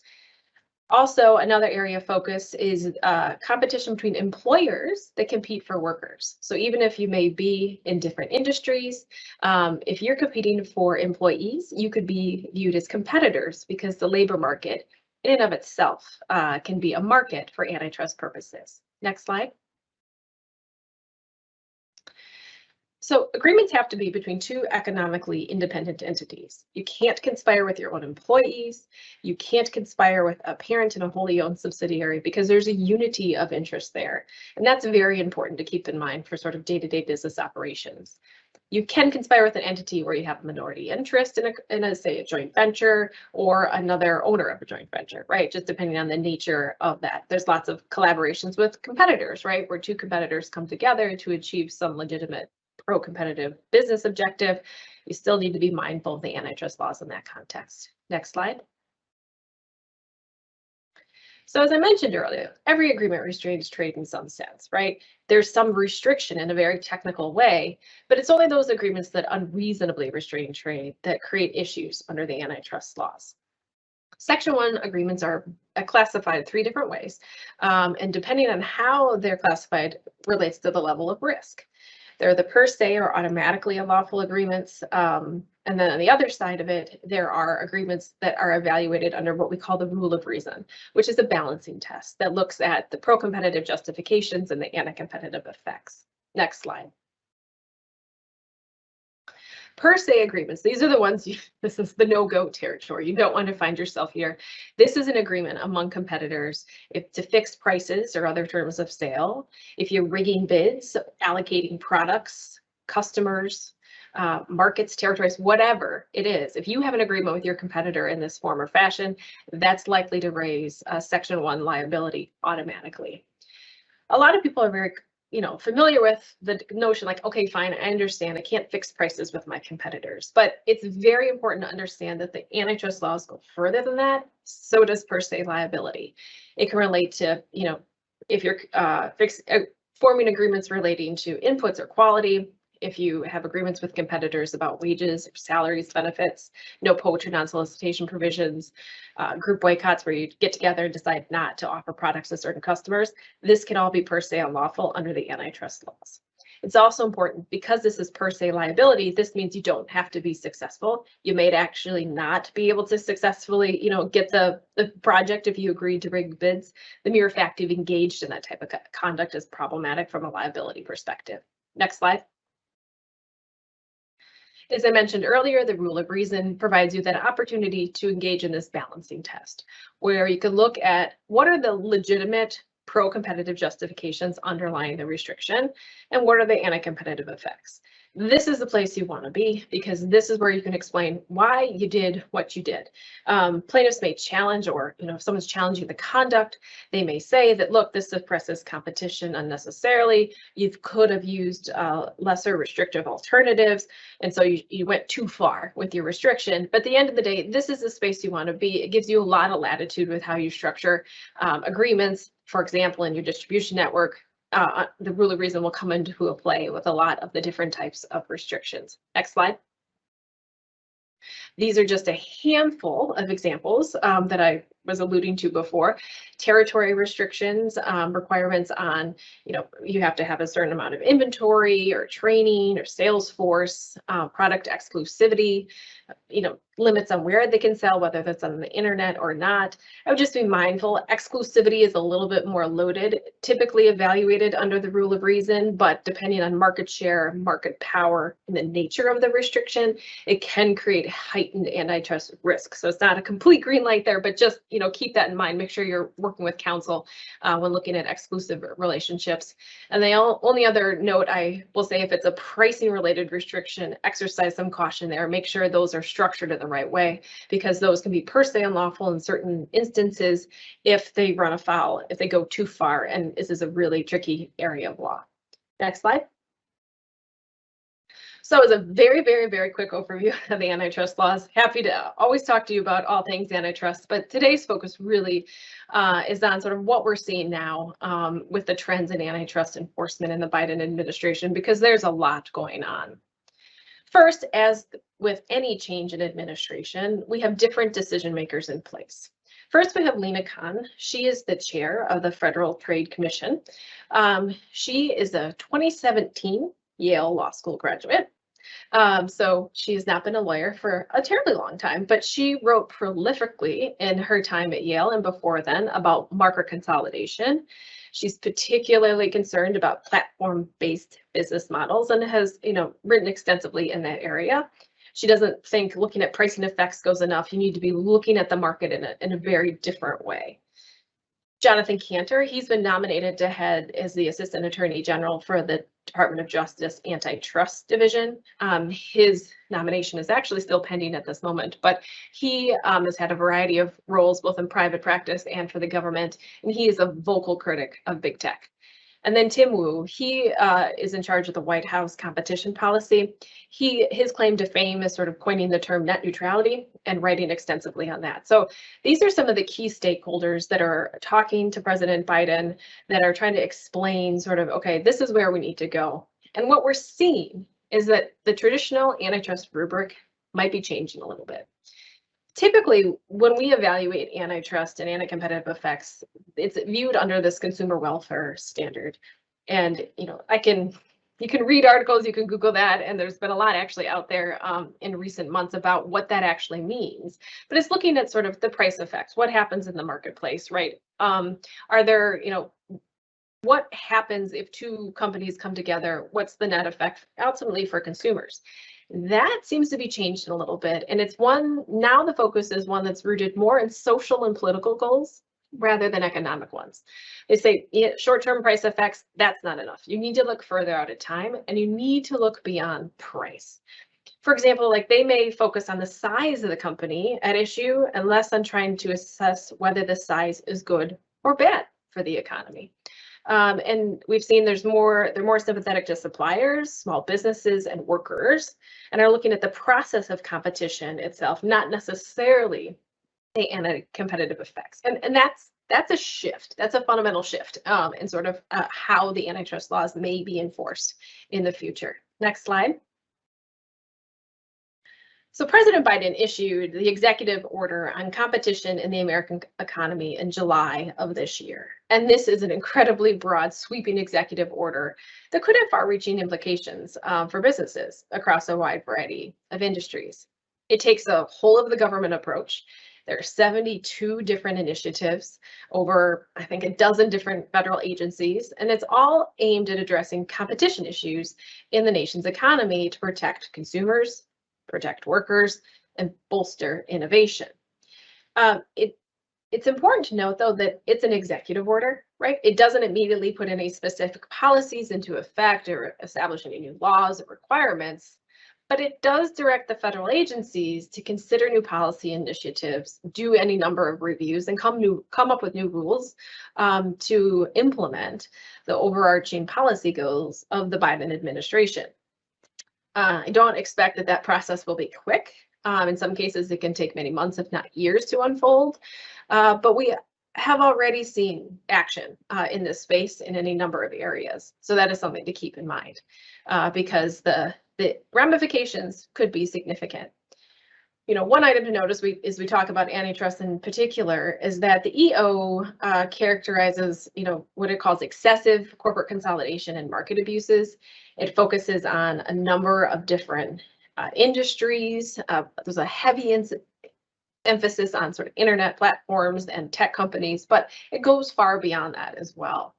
The other piece is that it encourages the antitrust enforcers to enforce the antitrust laws fairly and vigorously, which one might question if wasn't that happening already. But the suggestion and the implication is that no, they need to go further and they need to do more than what they've been doing. Next slide. I'll highlight a couple of the issues in the executive order. They create a White House Competition Council, which is really just designed to coordinate the White House response to anti-competitive behavior. There is, as I mentioned, a heavy focus on new industries and technologies. Yes, traditional industries are mentioned, and I'll highlight a couple of those, but it's really looking at the challenges posed by new industries and technologies that I think the perception is that they've evaded antitrust scrutiny under the traditional rubric, and they've been able to grow and become dominant in any number of ways.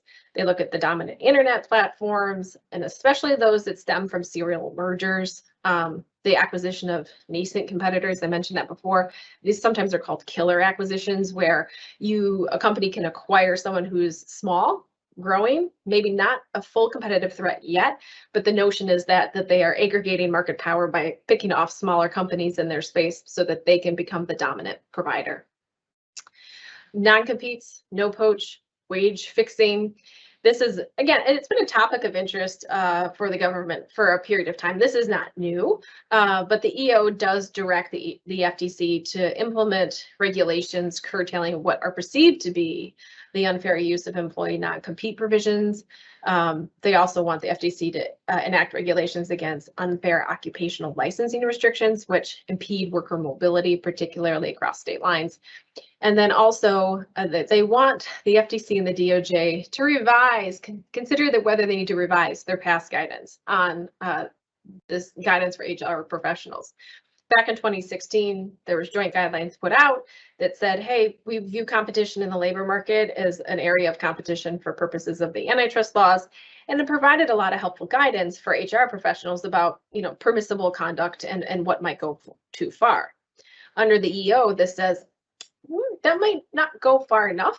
So you need to be mindful of that when sort of assessing how you're sharing, information, particularly if you're engaged in wage and benefit surveys in the trade association context. Healthcare is noted in the EO, this notion that there are certain areas that don't have adequate or their healthcare is too expensive. They want to review unchecked mergers that have led to the consolidation of large health systems. They want to look at hospital price transparency, just to name a few items. The pharma space, again, is a subject of scrutiny. They want the FTC to ban pay-for-delay patent settlements as a matter of rule, and just to make sure the patent system does not unjustifiably delay generic or biosimilar competition. Manufacturing features prominently in the executive order as well. It encourages the FTC to adopt right to repair rules against restrictions on third-party repair or self-repair items. And I know that's something we've talked about in some of our other sessions, but that's been an area of focus of the FTC for some time. And this definitely, reinforces that view. Food and beverage industry, again, looking at that industry to see if there's been any inappropriate consolidation or unfair trade practices, just to make sure that, something, whether there's been some consolidation, even in production or distribution of beer, wine, and spirits. IP and antitrust, again, particularly hot area. This is something where they said the government released guidance back in 2019 about their policy statement on remedies for standard essential patents. And they said, yeah, we might need to revise that. And since that time, DOJ has actually come out and said they're going to take what they call a more balanced approach. Next slide. The FTC has been very active since the executive order has come out. In September of this year, they released these new compulsory process resolutions, which is at bottom just aimed at enabling them to do a more aggressive investigations in certain areas that they view of particular importance. For those who don't know, the FTC uses the compulsory process to request production of data, documents, or testimony through CIDs or subpoenas. And this is basically aimed at their ability to facilitate what they view, critical investigations in areas where they can make the most impact. Next slide.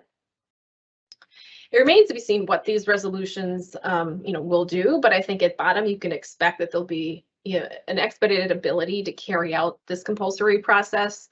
And they focus on many of the same areas we've seen, right, as a focus of emphasis from the Biden executive order. The repair restrictions are in there again, which does not come as any great surprise. But again, it's just trying to free up their ability to do more investigations in this space. IP is noted. Monopolization practices are noted, in electing directors and officers and common ownership. I'll just mention that one. That's aimed at facilitating investigations of anti-competitive ownership stakes in competing companies, as well as interlocking directorates. And that's when you have a person who serves simultaneously as an officer and director on 2 competing companies. Next slide. Merger enforcement has also seen a lot of activity. The EO reaffirms the authority of the DOJ and FTC to challenge previously consummated mergers that violate the antitrust laws after the fact. That's not a new power. That's always been there, but it's been invoked relatively rarely in the past, 20 years or so. It's often an instance where a transaction may not have been reportable, and then there are some issues that occur after the fact. Yeah, but they do try to act quickly where they can, because it's often difficult to unscramble the eggs, if you will, after a transaction is closed and they think they need to unwind it. There's been changes just to the merger review process for those that are involved in that. Typically there was an early termination, which you file your HSR notice that this company needs to be, this transaction needs to be reported, and there's a waiting period. Usually it's 30 days, and the agencies can decide whether or not they need to do a further investigation. They might issue a second request at that point in time, or they might terminate early and allow the parties to consummate the transaction. Earlier in the year, it said, nope, we're not doing early termination. We're too busy. We can't get to that. But that remains in place to this day. And then in the summer, in August, the FTC started sending form letters at the 30-day window to say, we haven't had time to finish our investigation, close at your own risk. So that's a pretty significant issue for companies that are in the M&A space, because the FTC may later determine that the deal is unlawful. There's been lots of back and forth on this policy on prior approval. It used to be that parties that had been investigated for an anti-competitive merger, had to report future transactions to the government if they were doing that in a similar market. That policy was rescinded, and then recently, within the last week, the FTC put the policy back in place. So it requires prior approval for any future transaction in the same market, and sometimes even in broader markets for companies that have been investigated on a particular deal that was deemed anti-competitive, and that's even if they abandon the deal. They're reviewing their formal rule process because they think that it's companies have been structuring deals in certain ways to avoid reporting obligations, which again is problematic. The EO calls for the review of the horizontal and vertical merger guidelines, which are 2 separate documents, and the vertical merger guidelines were just updated in 2020. The FTC's already voted to rescind those, so that just puts you on notice that who knows what these changes will be, but if you're contemplating M&A transactions, you need to be mindful of this shifting landscape. And as I noted earlier, just the nature of the merger reviews, right? They're asking questions that have not been typically asked in these types of reviews. Typically you're looking at competition and how consumers are affected.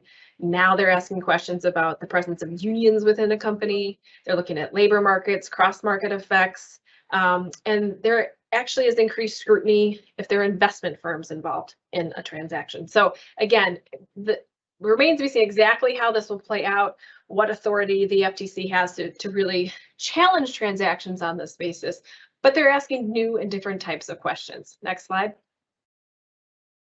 At the end of the day, I think it's important to remember that, as I noted, things are shifting, but per se conduct is still per se conduct, and that hasn't changed, right? And a lot of these are directives, they're initiatives, they're goals. We'll see what actually happens and when these have the force and effect of law. I think it remains to be seen if the FTC actually has the authority to do what it's suggesting that it's doing in these merger reviews and otherwise. So just be mindful of that. Innovation is always important. Don't stifle competition. Next slide. If you're engaged in any merger review process, just know it's going to take a long time. Get counsel involved early. Even for non-reportable transactions, I don't think next slide, I said that. But just it's important just to make sure you're talking to the right people, just given the environment we're in, to make sure you can get your deal closed. I don't think we've seen any questions come through. So as always, you can reach out to me separately with any questions. I know I covered a lot in our 20-minute time, but at the end of the day, I always say just be diligent in your antitrust compliance and reporting practices so that you've positioned yourself as best as you can, so that these issues don't affect you. Thank you, Elizabeth. So our next presentation, again, in the context of some of the more traditional topics that we have covered in these seminars, is going to be presented by my partner, Leslie Smith, from our Miami office. And she's going to be talking to us about selective enforcement in distribution and franchise agreements. Leslie? Thank you, Bobby. Greetings, everyone. Thank you for joining us today. Appreciate the opportunity to speak with you. About 20 months ago, many of you were calling your lawyers, and I was on the receiving end of a number of calls from our clients, manufacturers and distributors, as well as, of course, franchisors, about what do I do? I'm getting barraged with requests to change the agreement, to give them this papal dispensation, essentially demand for concessions. It was a difficult time for everyone. We've sort of sorted through it, but I think there's some lessons to be learned from it, and especially in connection with claims for differential treatment and selective enforcement. So I think what's most sort of interesting in terms of the documents that drive a lot of these decisions, especially from the court's perspective, is that global supply chain shortages, the COVID-19 pandemic, none of this was on the horizon when most of our clients' dealer agreements and franchise agreements were actually even entered into. So there's kind of a void in that respect. So if you were on the receiving end from a particular franchisee or dealer who said, I need X, I need Y, do this for me, or you're seeing the need to push where they're resisting the pull, one of the things you need to know is, what do I do? If I do it for him, do I have to do it for her? So is it or do I do it globally? What's the impact there? So the question becomes, do I walk myself into some type of a claim of disparate treatment if I give one a concession that I'm not giving across the board?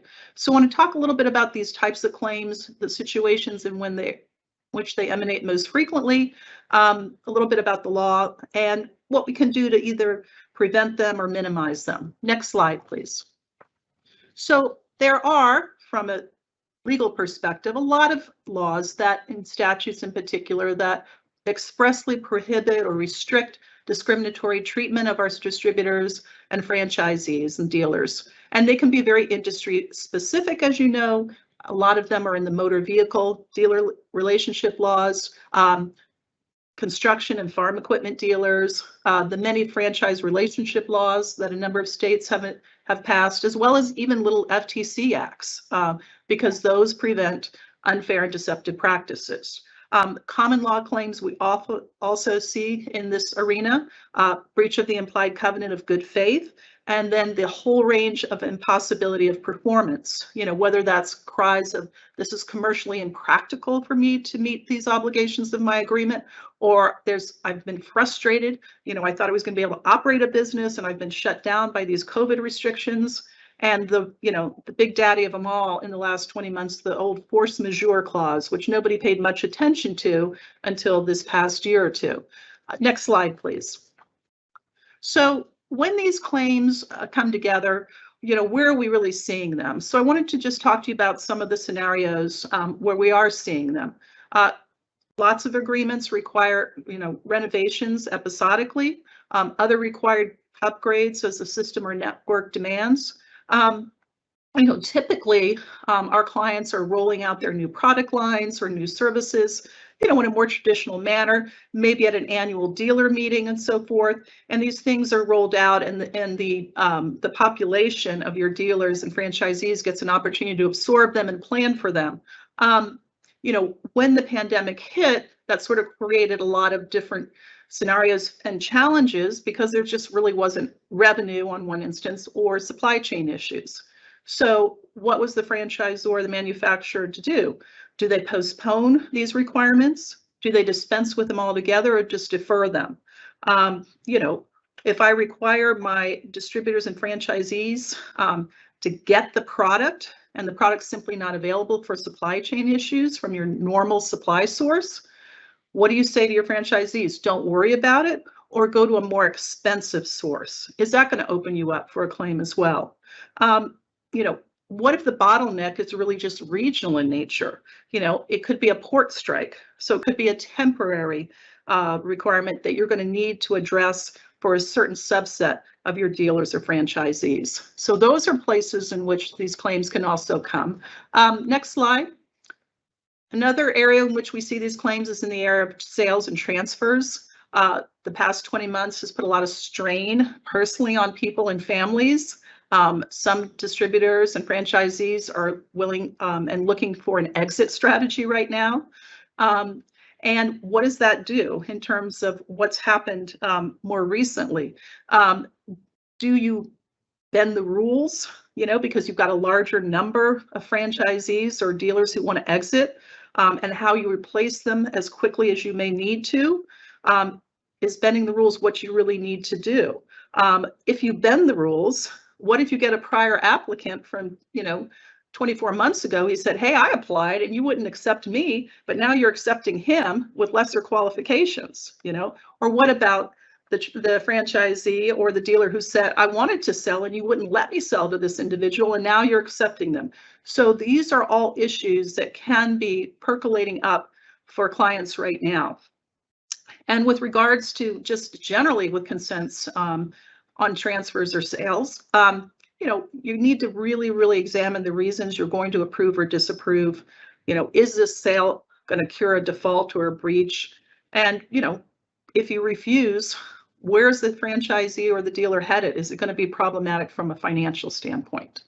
You know, one of the things to think about is when you're going to agree to a concession or object to a sale or transfer, is looking at the criteria. Are you going to be looking primarily at some objective criteria, such as financial criteria, which are objectively determinable? You know, someone gives you a personal net worth statement or some other P&L and profit and loss statements, et cetera, financial statements, or is it going to be a denial or an admission of someone into the system based on more subjective criteria, such as, you know, prior industry or related industry experience? Those are things for you to examine carefully as you're making decisions about who to say yes and who to say no to. Next slide. Another arena that we've seen, obviously, in the past couple of years since the pandemic hit is just a simple failure or inability to pay royalties and fees. Lots of businesses were shut down for the pandemic, or their operations were severely curtailed due to the pandemic. We saw this a lot in the restaurant industry, hospitality industry, and that could vary greatly by region geographically. There was a lot more restrictions going on in California, say, than in South Dakota. So how you were treating your franchisees and dealers, you know, may have come down to a decision that wasn't really imposed by you, but by government regulations. But what's the proper response? So, you know, you've got a franchisee, he's not able to operate, he can only operate outside. There's very limited seating outside. Says, I need a reduction in my royalty rate, or I need to defer my fees. What do you do in response? Do you agree for this group of people geographically and not for others? Do you get promissory notes from these folks?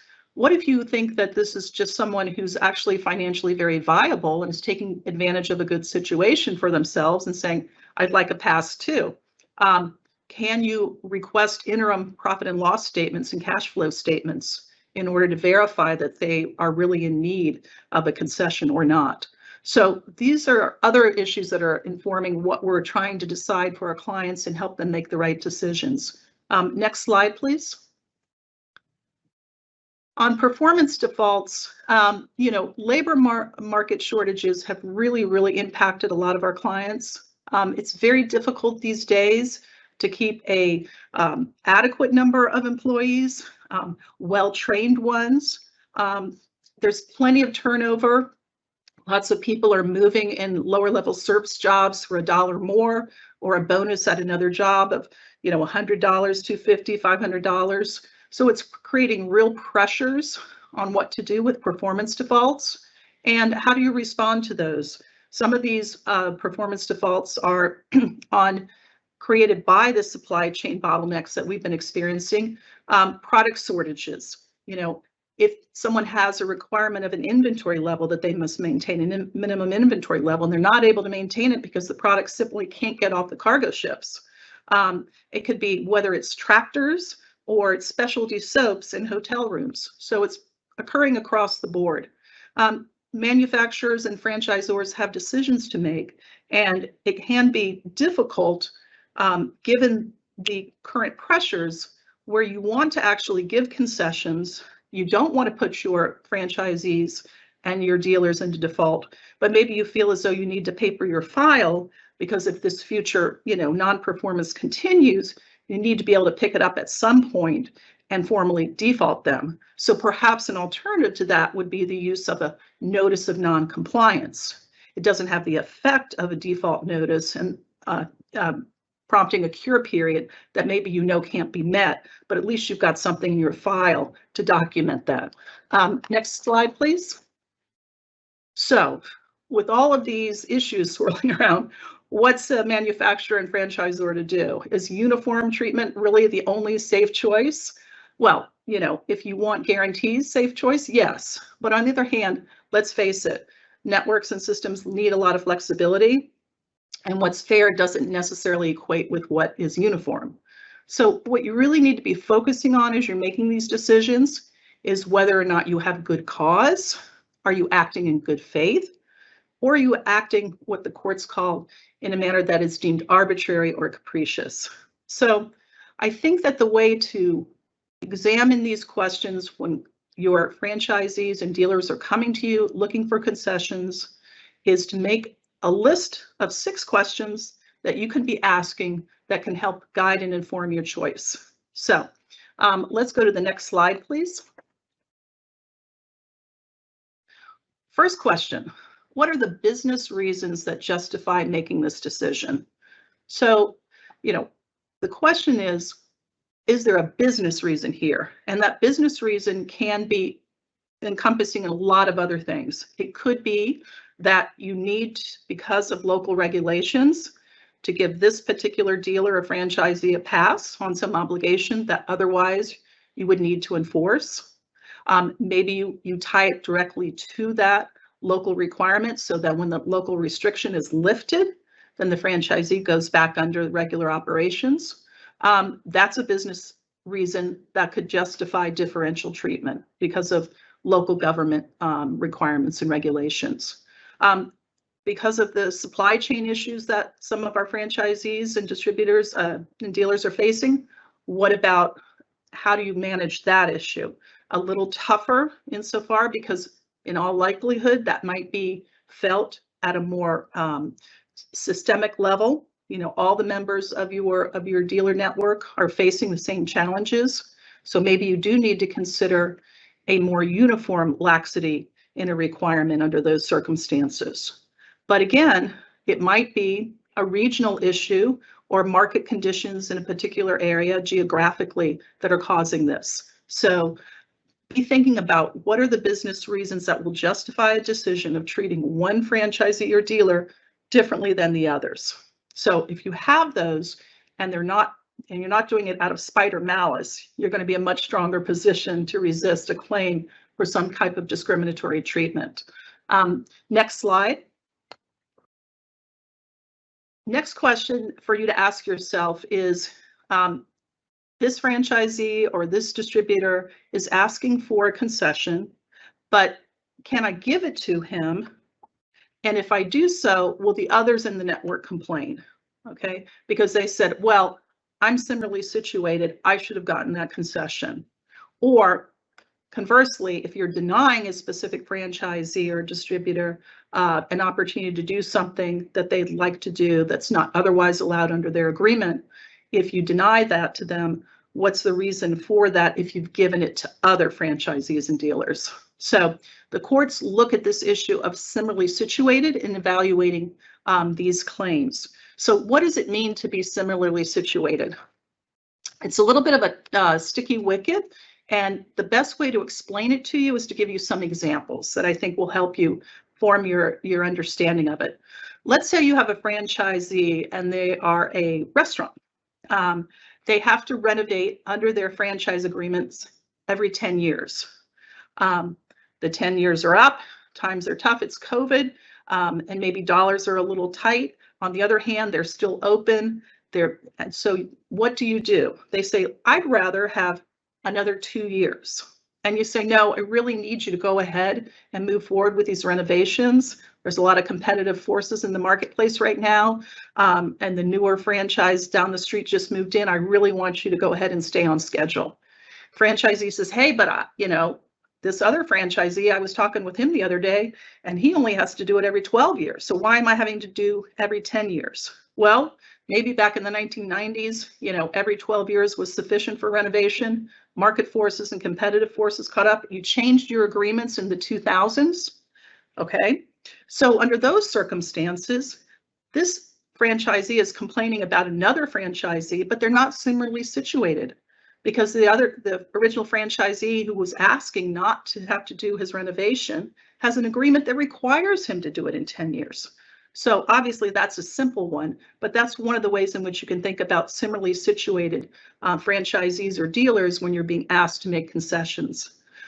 What about a franchisee who complains that its franchisor won't allow it to offer some type of additional services that others are being able to provide? Well, perhaps the reason for the denial of that could be something very out of the ordinary. I'll give you an example of a case that I was reading about. It was in the home healthcare agency system, and the franchisee said, hey, in addition to just offering home healthcare, I'd like to also offer transportation services. Franchisor says, no, I'm not going to allow you to do that. And he was already operating this transportation service. He says, well, hey, you've got this other franchisee in the next town over. They're offering those services. Why can't I do it? Well, it turns out that the originally complaining franchisee was offering its secondary services, the transportation business, under a trade name that essentially violated and infringed on its franchisor's trade name. So the franchisor was called Home Again, and the franchisee said, yeah, I'm using the name Home instead. So where there was a not similarly situated franchisees when one is using the secondary business, but trading on the good name of his franchisor. If a prospective franchisee complains that it wasn't granted a franchise, but another candidate with less financial qualifications was granted a franchise, well, what was the reason? Or were they similarly situated? That's pretty objective, right? You've got, a net worth statement. You can compare sort of apples to apples in that circumstance. But what if the franchisor had put in place a special program to try to attract veterans into the system? And in order to do that, it lowered its qualifications financially for incoming franchisees. If the complaining applicant was a non-veteran, then you don't have two similarly situated parties. So it's more difficult, obviously, to show discrimination. So these are some of the examples, and you get the sense of how things can be different depending on the circumstances. Are you going to have another franchisee or dealer claim they're similarly situated, or can you as the franchisor actually say, no, in fact, you are not similarly situated? There's distinctions here. Next slide. Another factor would be, what about when you're making this decision? And if you are, is the decisions, the timing of it suspect or otherwise problematic? If you are going to start enforcing provisions in your franchise agreement that you haven't previously enforced, are you doing it in such a way that makes it problematic for you? Let me give you an example.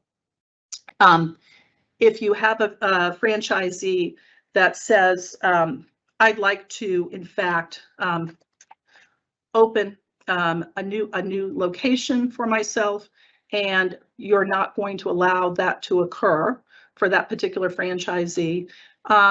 Maybe you have indicated to that franchisee that there's a timing reason with this opening, and perhaps you are already, that property that they want to open the new location has already been sold to another franchisee.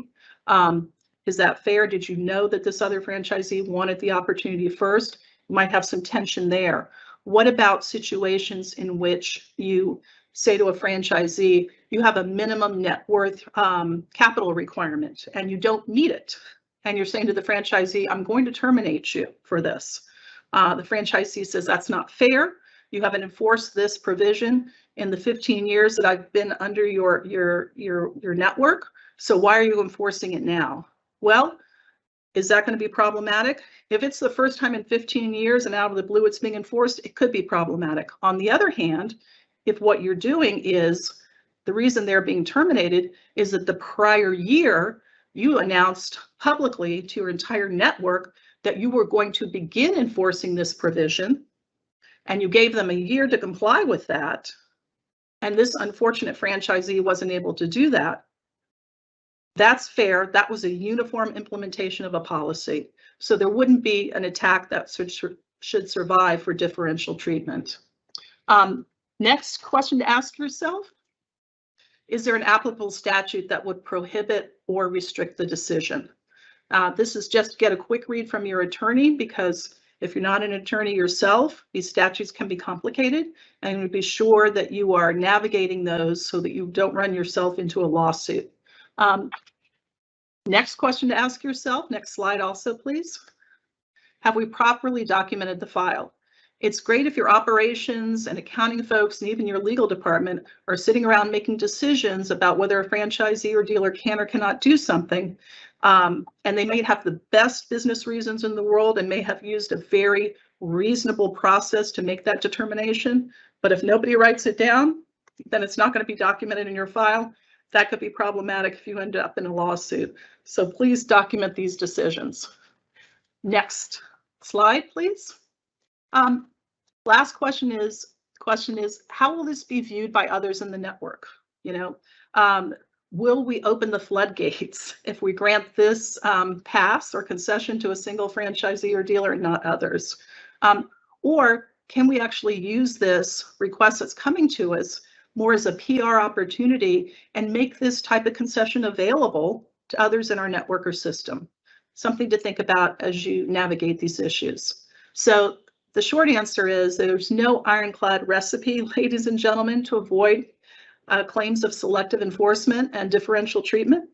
But if your decisions are essentially based on legitimate business reasons and you act thoughtfully and carefully and in consultation with your attorney, you're likely to avoid them. Happy to answer any questions. Do we have any? Okay, no new questions. Thank you very much.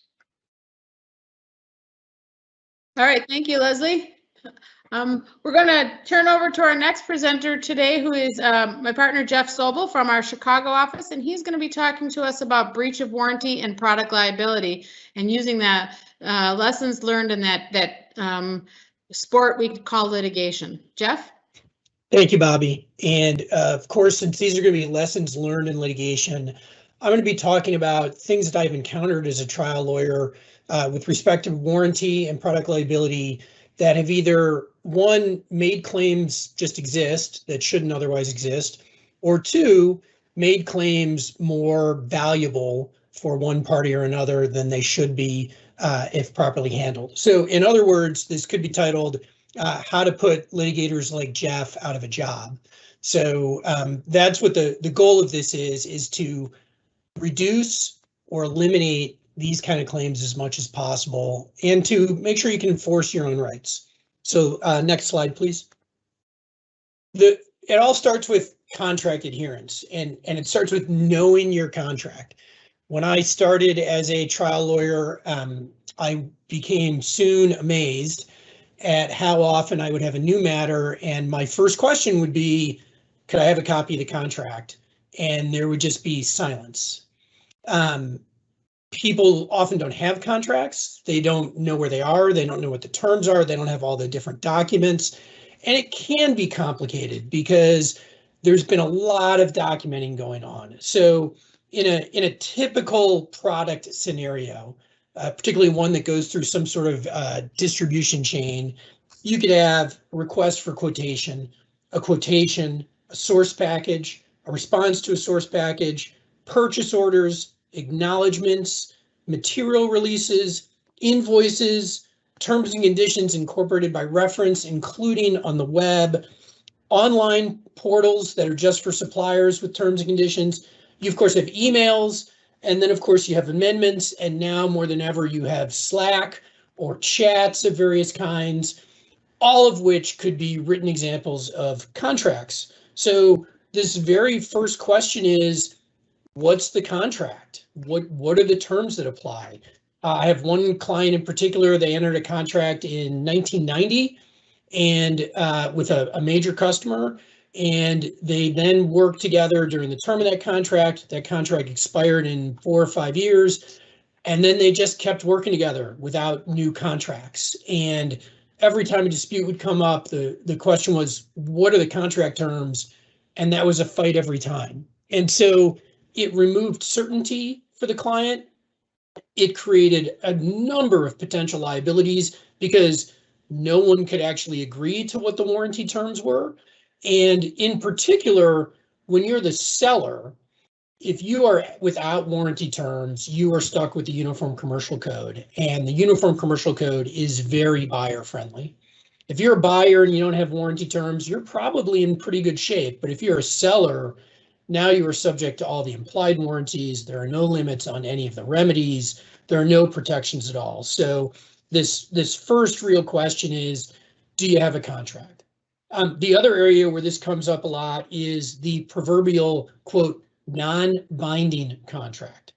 I see a lot of these. The most favorite, of course, is the non-binding letter of intent. But once you actually read them, you see often that outside of the phrase non-binding, these documents are chock full of binding provisions that the parties must adhere to. There are real strict requirements to have an agreement of some kind, including related to warranty and product defects and claims, to be non-binding. And unless you are really strict in avoiding language that implies binding obligations, avoiding words like final, avoiding the obligation to negotiate in good faith, that is one that people have a real problem with.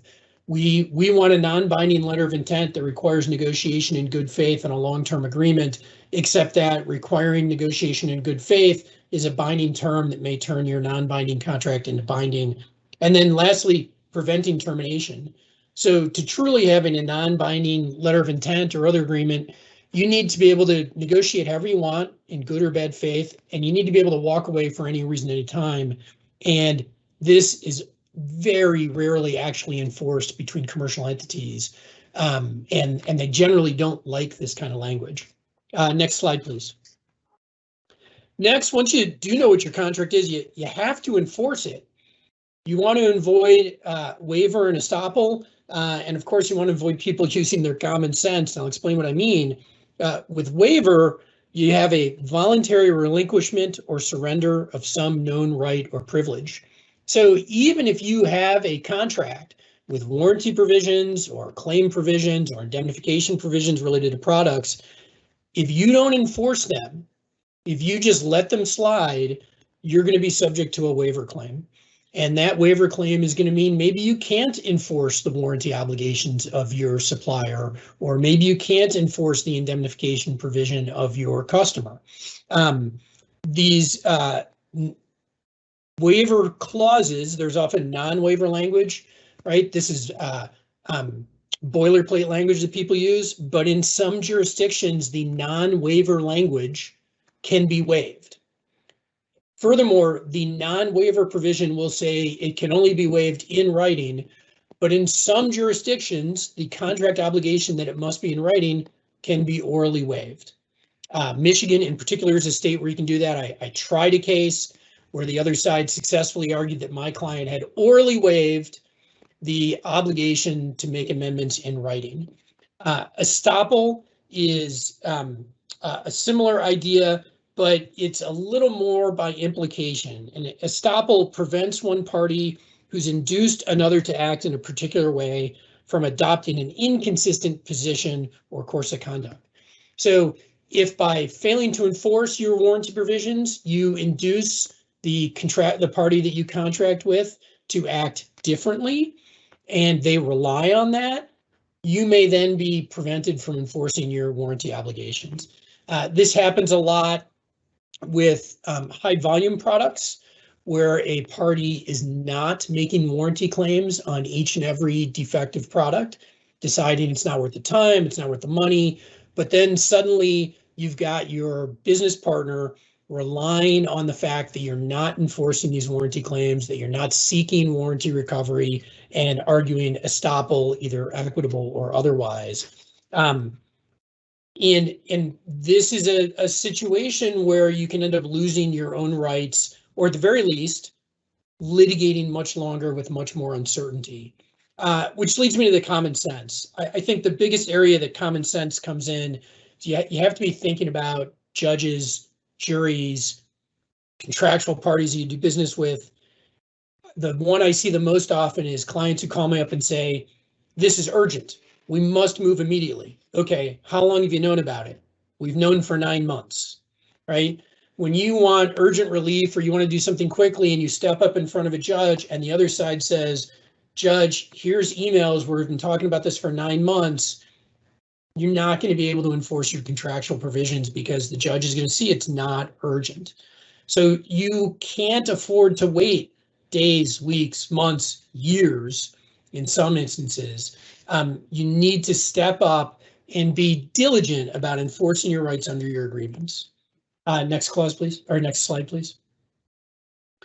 I want to talk at a little bit of length about the battle of the forms, because as I work for more and more clients who've gotten more and more sophisticated, and I guess maybe seen plenty of Foley's product distribution and franchise seminars, they've started to upgrade their documents.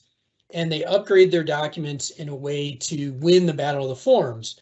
But it's a lot of forms. As I said, when you go through your quotes and your request for quotes and your purchase orders and your invoices, and every single one has all these terms and conditions, you will find yourself constantly in a battle of whose form controls.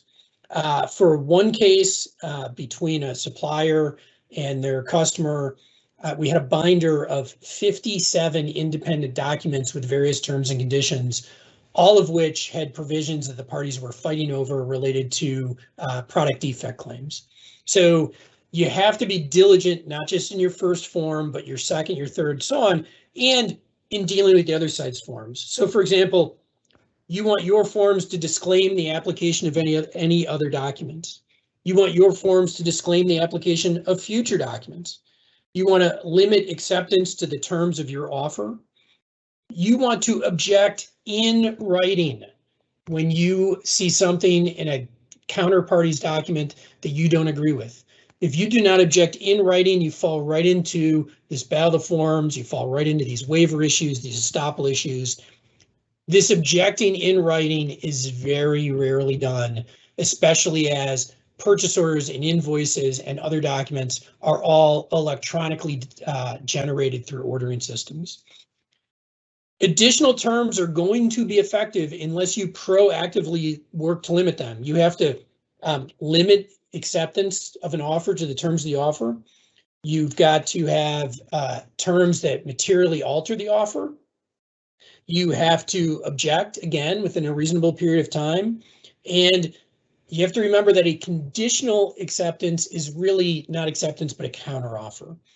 You want to avoid being subject to the UCC again, unless, of course, you're a buyer. Maybe you make that decision that you like that. I had one client, they knew that as the buyer that the Uniform Commercial Code would gap fill in a way favorable to them, and they proactively worked to limit how much writing there was because they were happy to live under the UCC. The problem is, if you're not diligent about all these forms and all this written communication back and forth, you're going to end up with competing language. The warranty that you as a buyer think you're getting is going to be different than what's in the seller's documents. The limitations of the warranties, the remedies available, the indemnities, the insurance, and the other risk allocation provisions, you're going to end up in a situation like I did in court, where both sides had fully lawyered up all of their documentation, including for the Battle of the Forms. So every single document had every single thing you could want on the Battle of the Forms. And the judge looked at me and opposing counsel, and the judge said, well, how the heck is anyone supposed to know what the contract is? And made the point to the parties very early in the case that what the contract was and what the terms were was a question of fact that was going to be decided by the jury and not 1 second sooner. And that is anathema to what people want out of their contracting. So in that case, nobody had objected to new terms. No one had even looked at the terms in the documents they got. They just counted on their own documents. Next slide, please. Product safety, right? Most product defect claims involve some sort of safety issue or defect issue. It could be product defect policy instead of safety policy. This is becoming more and more common to be requested in discovery, particularly in large personal injury cases with significant injuries, but also between companies when there's a product defect, particularly in regulated industries within the automotive industry where you have NHTSA regulating. People are asking for these product safety policies because litigants are arguing, well, you don't have a product safety policy, you don't care about product safety. How can you manage product safety without a policy? Are some of the things they're doing. But beyond that, beyond just the straight litigation, I think you will find that this is the textbook definition of an ounce of prevention for a pound of cure. If you have a product safety policy, you will start to have a culture of safety at your organization. You'll have a mission statement. You can empower every employee to raise issues related to product safety or defect. I had one client where something went to market with a defect in it. And when we started investigating internally to find out how that happened and where it happened, what we learned was that multiple low-level product designers had become aware of the defect before the product went to market, but they did not feel empowered to raise the issue with anyone or to overrule their superiors who had wanted to go to market with the product. They felt powerless as lower-level employees, and it led to a significant loss for the company. You want to disseminate this widely. You want to give it to everybody. You want diverse representation with your product safety policy. You're going to want your engineering team, your legal team, your compliance team, your service team, your risk management team, your sales team, your operations team, and whatever other departments that you might have that touch on products to be part of this, so that the left hand, the right hand, and all the other hands always know what everybody is doing. Because that's one of the issues you have here. You have salespeople who make contracts to sell products, but then that gets handed off to engineers or designers who actually have to design and build the products. And then you've got a sourcing department that's got to source all of the supplies you need to make those products. You've got a risk management department who's getting insurance for the company, and they don't know what to insure if they don't know about those products.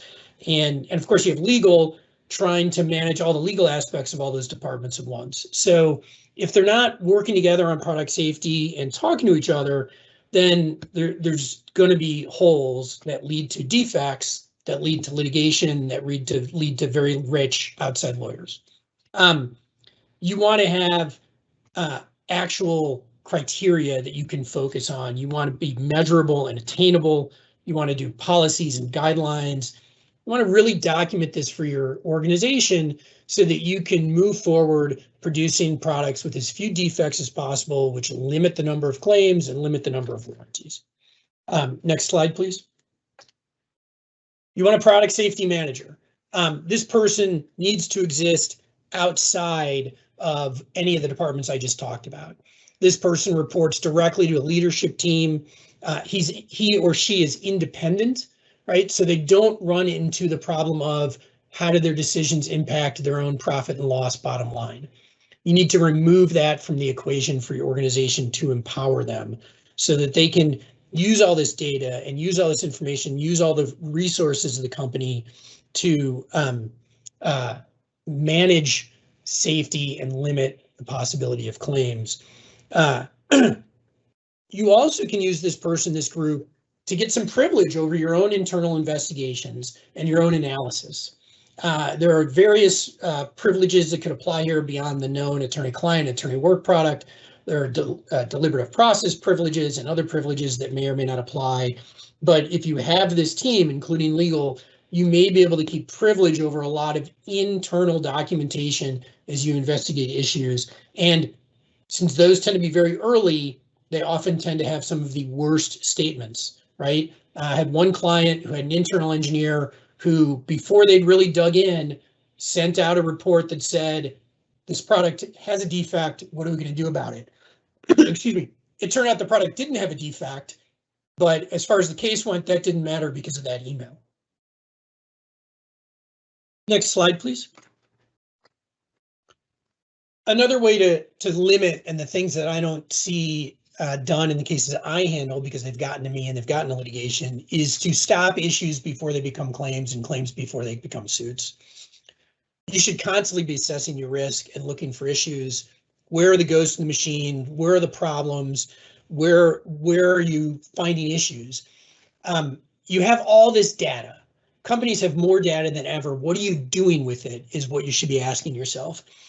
For example, I had one case where we represented a product manufacturer, and the product had a defect that was found after it had gone through multiple different companies and the end user. And we had to prove that it had left our warehouse without a defect. Well, they had the data. They had the quality control reports. They had the manufacturing line reports. They had all sorts of information that have helped us prove the negative, which is this product left our warehouse in good condition with no defects, and it had to be damaged afterwards. And it put us in a much better position than if we didn't have that data. Next slide, please. When you do get claims, you want to be proactive. You want to act immediately. You want to do things like retain experts. I had a case recently involving a very large fire, very large loss. And in that case, we retained a fire cause and origin expert. And in the next 24 hours, 6 other parties called our expert to try and retain them. And had we waited at all, obviously, we would not have gotten them. And we used that expert to immediately conduct an inspection, to obtain all the objective data that was available, to measure everything so that we have all that information. We knew what to preserve from the scene of the fire relating to the product. We knew who to inform. We knew what the initial assessment was just based on hiring this one expert and starting right away. And we can use all that information once we've retained an expert, we've preserved everything, we've done our inspection, we can, and we've gotten our own documents, we can negotiate resolutions before you even have lawyers involved. And most notably, I had a case with a large piece of machinery, it's a multi-million-dollar piece of machinery. We had an expert in go to an inspection. The expert pulls me aside and he says, essentially, it doesn't work. And I said, okay, why doesn't it work? And he tells me, and I said, who knows this? And he says, I know it and you know it. And I said, inspection's over. We don't need any more information. We're all done. And then we negotiated a resolution. The other side never found out what was wrong. They weren't able to determine it. And the client got a much more favorable resolution simply because we were proactive in what we were doing. And I see I'm running out of time. Unless there's any questions, hopefully now everyone knows what to do to avoid needing trial lawyers at all, and I can retire early.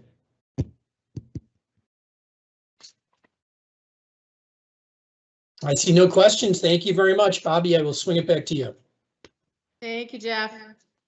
So I'm going to pass the baton here to my colleague, Peter Lowe, who is the vice chair of our practice group and a partner in our Dallas office, and let him introduce our final speaker for today. Peter? Thank you, Bobby, and welcome everybody and good afternoon. If you were with us for our first 2 sessions, you know that as an added feature or new feature of this year's DNF seminars, we've been having outside speakers, and so I'm pleased to introduce our speaker for today, Professor Jana Ebert from the Southern Methodist University School of Business here in Dallas. Professor Ebert's going to speak to us today about her perspectives as an academic on what is happening in the global supply chain. Professor Ebert is an associate professor of information technology and operations management at SMU. And prior to SMU, she was on the faculty at the Kellogg School of Management in Chicago. Her areas of expertise include supply chain management, reverse logistics, distribution channel management, and quality management. She has a PhD and a Master of Science and a BS in industrial engineering. She is widely published in top-tier journals such as Management Science, Manufacturing and Service Operations, Marketing Science, and Transportation Science. She teaches the core operations management class at SMU in the full-time professional and executive MBA programs. Welcome, Professor Ebert. Oh, thank you, Peter. We've heard a lot today about from legal issues going on in the global supply chain, but let's kind of take it back to basics from your perspective, and if you could just give us some insights in how we got to the situation we're in. We're hearing a lot in the kind of news media about rising demand and inflation and delays in the supply chain. Why don't you give us your thoughts on how we got to where we are? Oh, thanks, Peter. Well, really, to understand the current situation in our supply chains today, I think we really need to examine how we used to run these complex networks of companies. So today, whatever industry or product category you look into, you will find supply chains to be very complex networks of suppliers, distributors, retailers that generally involve multiple echelons, like tiers that we call, and often involving multiple geographical regions, as well as, a very wide global footprint. So take, for example, a really simple product like a cup of Starbucks coffee, which, I need every morning to get my day going. So it's a very simple product, but in fact, about 19 different global suppliers feed into a cup.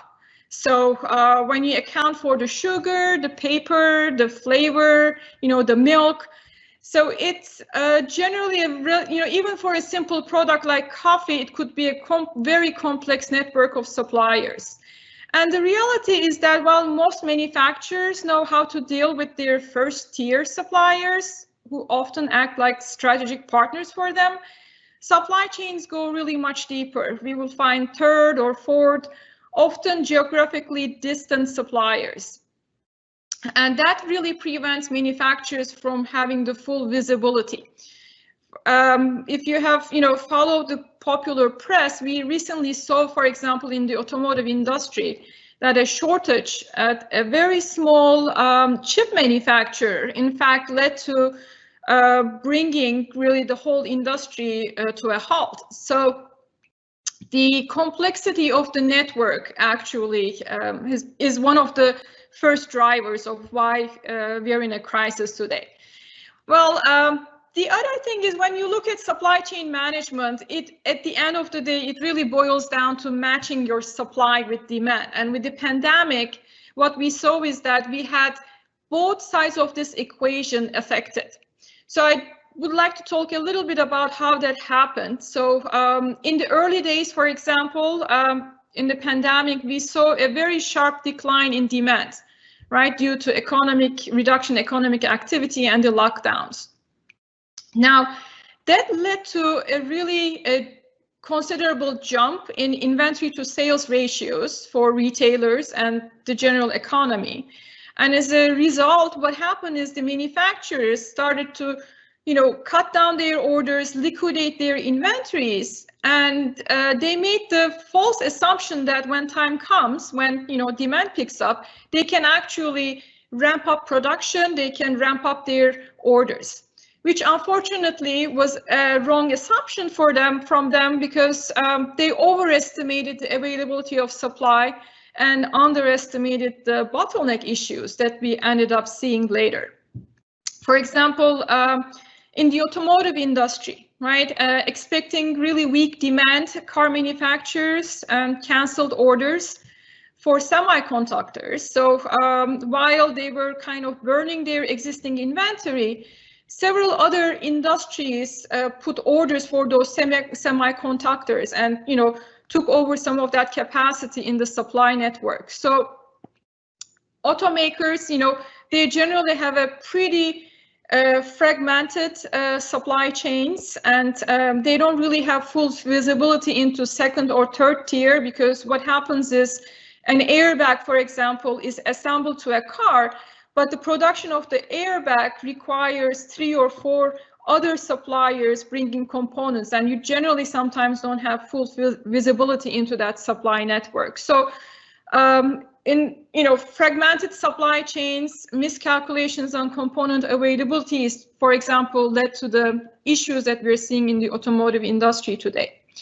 Now, while the supply side problems were brewing, we also saw a spike in demand, because at that time the stimulus checks were kind of hitting the household, so people started buying things. You know, we started seeing record demand in home improvement, you know, products, electronics, home gyms, pet foods, pharmaceuticals. So there was an unexpected spike, and once the manufacturers realized that the demand was picking up, it was a little too late, and they started to, you know, crank up their orders. But at that time, they actually ended up being hit by something different than manufacturing bottlenecks. It was the logistical bottlenecks. So in supply chains, if you look at how we move stuff, right, we actually use 80% of the time cargo ships. So containers basically go back and forth between Asia, US, and Europe. Now, with the pandemic, we had an imbalance of trade. And because of that trade imbalance, we ended up having containers accumulating on one side of the pond, and while there were not enough containers on the other side. So the cargo industry actually hit a bottleneck with the containers. Now, that's not the end of the story, because once they found the containers to, you know, move stuff, the ports this time had issues with their capacity, right? With the spike in demand, there was a lot of containers coming in, a lot of cargo ships, but at the same time, you know, with the pandemic and COVID, we had labor shortages at the ports to handle these containers. So there were, you know, cargo ships waiting weeks and weeks on the sea before they could unload. So that was the second, you know, bottleneck. Now, that's still not the end of the story, because then we hit a third bottleneck, which was the truckers, right? Once you unload it, you have to get the stuff to distribution centers, to retailers. So we had a lot of issues with trucking industry, where we couldn't find drivers. And so that put the third bottleneck, the third issue, constraint on our supply networks. In fact, interestingly, to short circuit these issues, we see some big, you know, retailers like Home Depot, Costco, Walmart, they started private chartering cargo ships to move their stuff for Christmas. So the crisis we are seeing today is really a combination of problems, both on the supply side, with, you know, delayed miscalculation of what the, you know, availability of supply, as well as bottlenecks on the logistics, right? And at the same time, a big spike in demand in certain product categories. So again, both sides of the equation for supply chains has been, you know, dramatically affected through this pandemic. So I think logistically, you know, our problems at the ports, our problems with the containers will at some point subside. I think that's the easier fix, I have to say, because, you know, as we get more vaccinations, we're going to have, workforce coming back. We're going to have truckers coming back. So we're going to be able to handle with those bottlenecks. But I think ramping up production throughout the supply chain will be the biggest challenge. And I think we still have a year or maybe a year and a half until we can kind of stabilize things a little bit more in our supply networks. Now, in terms of, what the manufacturer should really be careful about, I think one big mistake could be to overinvest or overbuild capacity in our supply networks. And that's actually a very well-known phenomenon we call the bullwhip effect that might hit our supply chains after, we kind of build some capacity. So the manufacturer should be really very careful not to overreact to pandemic demand. For example, they might fall into the trap of creating excess, production or excess inventories, and that could be costly in the long term. Bullwhip effect is really a very well-known business phenomenon which we have observed over and over again throughout business cycles.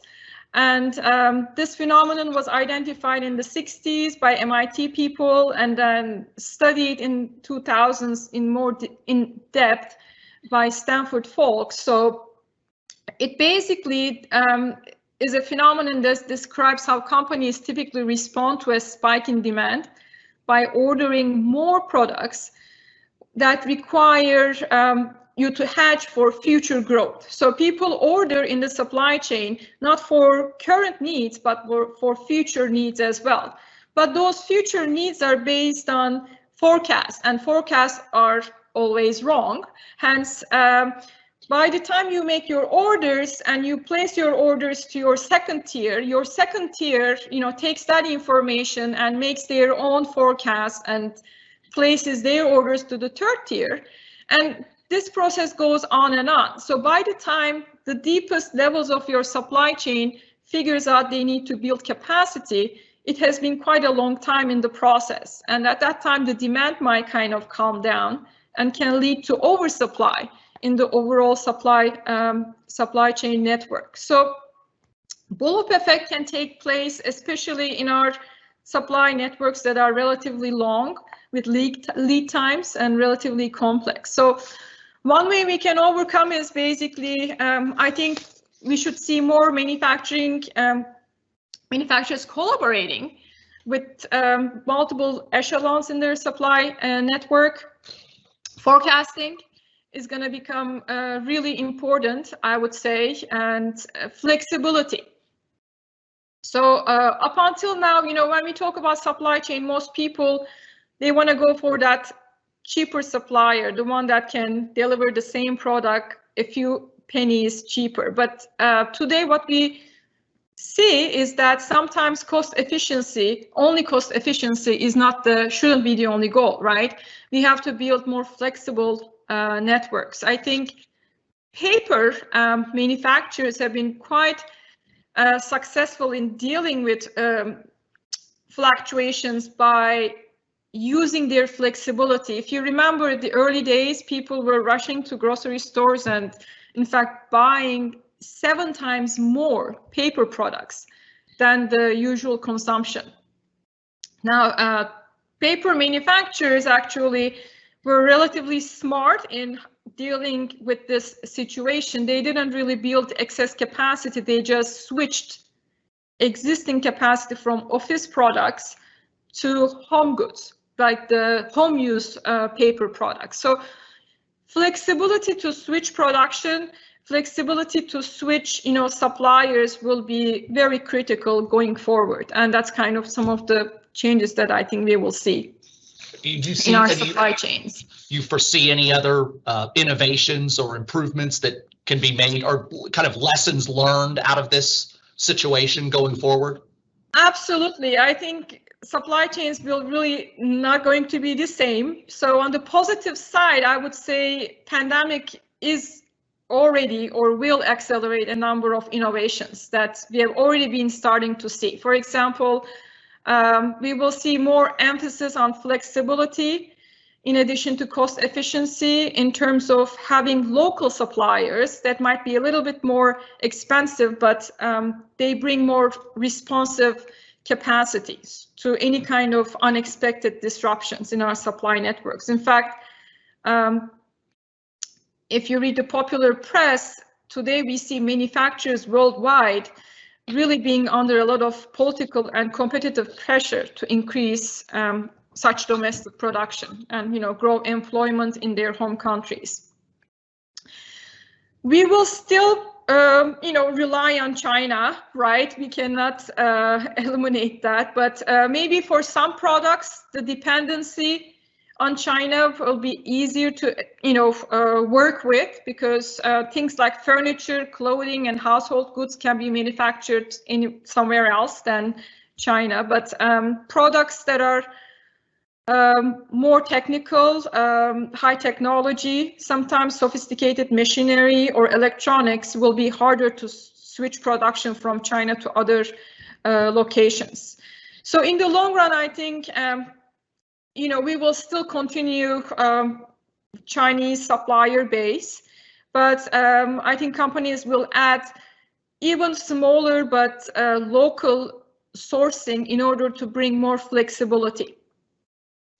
In addition to that, I think more innovation in digitalization and automation. This was already going on for quite some time, but I think with the pandemic, we're going to speed that up, and I can see that happening relatively soon, especially in logistics, right? We have robotic pallets, we have driverless trucks, drone deliveries, so that's going to become, gain more importance, right, to deal with logistical constraints in our new normal, basically.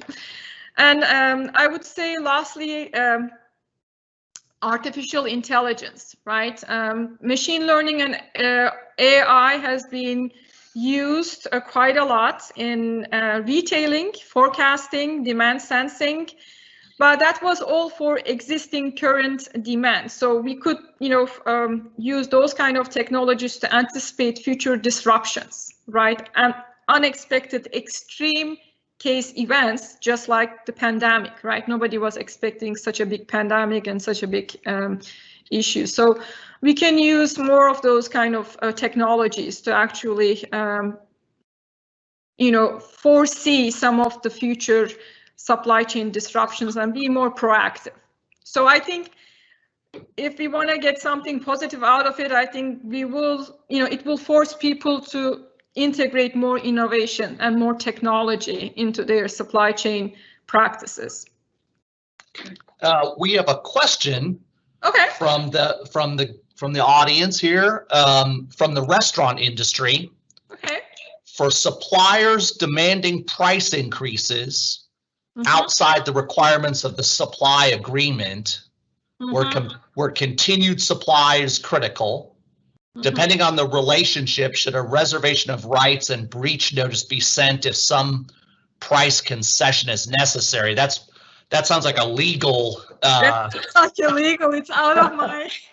That sounds like a legal issue. We I think the previous speaker maybe could have answered that. The Foley team will answer that.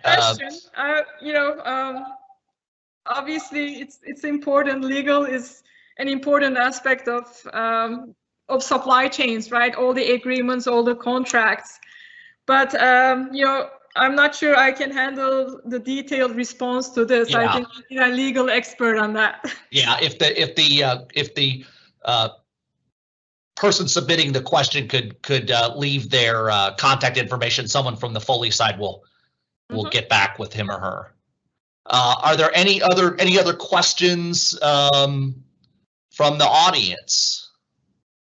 Let me see if anything comes up. I don't see any right now. So Professor Ebert, thank you for a very enlightening talk, a very relevant talk, and we really appreciate your time. It was great having you. And I'll turn it, thank you, and I'll turn it back over to Bobby and Mike.